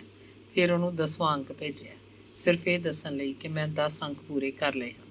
ਉਸ ਅੰਕ ਦਾ ਸੰਪਾਦਕੀ ਸੀ, ਕਹਾਣੀ ਪੰਜਾਬ ਬੰਦ ਹੋਣ ਲਈ ਛਪਦਾ ਹੈ। ਅੰਗ 27ਵਾਂ। ਰਾਣੀ ਭੈਣ ਕਈ ਸਾਲਾਂ ਤੋਂ ਇੰਗਲੈਂਡ ਆਉਣ ਬਾਰੇ ਆਖ ਰਹੀ ਸੀ। ਕਹਿੰਦੀ ਸੀ ਆਉਣ ਜਾਣ ਦਾ ਟਿਕਟ ਮੈਂ ਭੇਜ ਦਿਆਂਗੀ, ਪਰ ਮੇਰਾ ਕੋਈ ਸਬੱਬ ਨਹੀਂ ਬਣ ਰਿਹਾ ਸੀ। ਮੈਂ ਉਹਨੂੰ ਟਾਲਦਾ ਰਹਿੰਦਾ ਅਤੇ ਫਿਰ ਅਚਾਨਕ 1 ਸਾਲ ਇੰਗਲੈਂਡ ਜਾਣ ਦਾ ਬਹਾਨਾ ਬਣ ਗਿਆ। ਇੰਟਰਨੈਸ਼ਨਲ ਪੰਜਾਬੀ ਸਾਹਿਤ ਸਭਾ ਲੰਡਨ ਵਾਲਿਆਂ ਨੇ ਮੇਰੀ ਕਹਾਣੀ ਸੰਗ੍ਰਹਿ ਲੋਹੇ ਦਾ ਗੇਟ ਨੂੰ ਬਾਬਾ ਫਰੀਦ ਅਵਾਰਡ ਦੇ ਦਿੱਤਾ। ਇਹ 2 ਲੇਖਕਾਂ ਨੂੰ ਅੱਧਾ ਸੀ। ਦੂਜਾ ਲੇਖਕ ਸੀ ਪਾਕਿਸਤਾਨ ਦਾ ਅਫਜ਼ਲ ਅਹਿਸਨ ਰੰਧਾਵਾ। ਉਹਦਾ ਵੀ ਕਹਾਣੀ ਸੰਗ੍ਰਹਿ ਸੀ ਮੁੰਨਾ ਕੋ ਲਾਹੌਰ। ਇਹ 200 ਪਾਉਂਡ ਦਾ ਅਵਾਰਡ ਸੀ, ਜੋ ਮੈਨੂੰ ਅੱਧਾ 100 ਪਾਉਂਡ ਮਿਲਣਾ ਸੀ। ਡਾਕਟਰ ਪ੍ਰੀਤਮ ਸਿੰਘ ਕੈਂਬੋ ਨੂੰ ਮੈਂ ਲਿਖਿਆ ਕਿ ਇਹ ਨਾਮ ਮੈਂ ਇੰਗਲੈਂਡ ਆ ਕੇ ਲੈਣਾ ਚਾਹੁੰਦਾ, ਤੁਸੀਂ ਮੈਨੂੰ ਰਾਹਦਾਰੀ ਭੇਜ ਦਿਓ। ਉਹਨਾਂ ਨੇ ਮੈਨੂੰ ਇੱਕ ਪੇਪਰ ਲਿਖ ਕੇ ਲਿਆਉਣ ਲਈ ਵੀ ਆਖ ਦਿੱਤਾ, ਜੋ ਭਾਰਤੀ ਪੰਜਾਬੀ ਸਾਹਿਤ ਬਾਰੇ ਸੀ। ਵੀਜ਼ਾ ਮੈਨੂੰ ਮਿਲ ਗਿਆ ਅਤੇ ਮੈਂ ਚਲਾ ਗਿਆ। ਇੰਟਰਨੈਸ਼ਨਲ ਪੰਜਾਬੀ ਸਾਹਿਤ ਸਭਾ ਨੇ ਮੈਨੂੰ ਪੇਪਰ ਪੜ੍ਹਨ ਦਾ ਵੀ 100 ਪਾਉਂਡ ਦੇ ਦਿੱਤਾ। ਇੰਜ ਮੇਰਾ 200 ਪਾਉਂਡ ਪੂਰਾ ਹੋ ਗਿਆ। ਇਨਾਮ ਲੈਣ ਦਾ ਤਾਂ ਬਹਾਨਾ ਸੀ। ਅਸਲ 'ਚ ਇੰਗਲੈਂਡ ਮੈਂ ਕਹਾਣੀ ਪੰਜਾਬ ਲਈ ਚੰਦੇ ਇਕੱਠੇ ਕਰਨ ਗਿਆ ਸੀ। ਇਹ ਨਵੰਬਰ 94 ਦੀ ਗੱਲ ਹੈ। ਉਦੋਂ ਤੱਕ ਕਹਾਣੀ ਪੰਜਾਬ ਦੇ 5 ਅੰਕ ਨਿਕਲ ਚੁੱਕੇ ਸਨ ਅਤੇ 6ਵਾਂ ਅੰਕ 100 ਕਾਪੀ ਮੈਂ ਨਾਲ ਲੈ ਕੇ ਗਿਆ। ਇਸ ਸੰਬੰਧੀ ਰਾਣੀ ਭੈਣ ਨਾਲ ਪਹਿਲਾਂ ਤੈਅ ਹੋ ਚੁੱਕਿਆ ਸੀ ਕਿ ਮੈਨੂੰ ਸੈਰ ਕਰਨ ਦਾ ਕੋਈ ਖਾਸ ਸ਼ੌਕ ਨਹੀਂ। ਮੈਂ ਤਾਂ ਕਹਾਣੀ ਪੰਜਾਬ ਲਈ ਫੰਡ ਇਕੱਠਾ ਕਰਨਾ ਹੈ। ਰਾਣੀ ਦਾ ਪੂਰਾ ਹੁੰਗਾਰਾ ਸੀ, ਵੀਰ ਜੀ ਤੁਸੀਂ ਆਓ ਤਾਂ ਸਹੀ, ਸਭ ਹੋ ਜਾਏਗਾ। ਰਾਣੀ ਉਰਫ ਪਰਮਿੰਦਰ ਕੌਰ ਵਾਲੀਆ ਮੇਰੀ ਧਰਮ ਭੈਣ ਹੈ। ਉਹਨੇ ਉੱਥੇ ਇੱਕ ਅੰਗਰੇਜ਼ ਨਾਲ ਵਿਆਹ ਕਰਵਾਇਆ। 2 ਬੱਚੇ ਨੇ, ਵੱਡਾ ਮੁੰਡਾ ਅਤੇ ਛੋਟੀ ਕੁੜੀ। ਰਾਣੀ ਮੇਰੇ ਜਮਾਤੀ ਮਨਮੋਹਨ ਸਿੰਘ ਆਹਲੂਵਾਲੀਆ ਦੀ ਛੋਟੀ ਭੈਣ ਹੈ। ਉਹ ਡਿਸਟ੍ਰਿਕਟ ਸੈਸ਼ਨ ਜੱਜ ਦੀ ਪੋਸਟ ਤੋਂ ਰਿਟਾਇਰ ਹੋਇਆ ਅਤੇ ਹੁਣ ਇਸ ਸੰਸਾਰ 'ਚ ਨਹੀਂ ਹੈ। ਧਰਮਰਾਜ ਨੇ ਉਹਨੂੰ ਸਵਰਗ ਵਿੱਚ ਚੰਗਾ ਸਥਾਨ ਦਿੱਤਾ ਹੋਏਗਾ। ਰਾਣੀ ਮੇਰੀ ਪਾਠਕ ਵੀ ਸੀ। ਉਹਨੇ ਮੇਰੀਆਂ ਲਗਭਗ ਸਾਰੀਆਂ ਕਹਾਣੀਆਂ ਪੜ੍ਹੀਆਂ ਹੋਈਆਂ ਸਨ ਅਤੇ ਪਸੰਦ ਕਰਦੀ ਸੀ। ਲੇਖਕ ਪਾਠਕ ਦਾ ਇਹ ਰਿਸ਼ਤਾ ਸਾਰੇ ਰਿਸ਼ਤਿਆਂ ਨਾਲੋਂ ਵੱਡਾ ਹੁੰਦਾ ਹੈ। ਜਦੋਂ ਮੈਂ ਇੰਗਲੈਂਡ ਪਹੁੰਚਿਆ ਤਾਂ ਉਸੇ ਸ਼ਾਮ ਮੈਨੂੰ ਇੱਕ ਵੀਕਲੀ ਪੰਜਾਬੀ ਪਰਚੇ ਦੇ ਸੰਪਾਦਕ ਨੇ ਦਬੋਚ ਲਿਆ।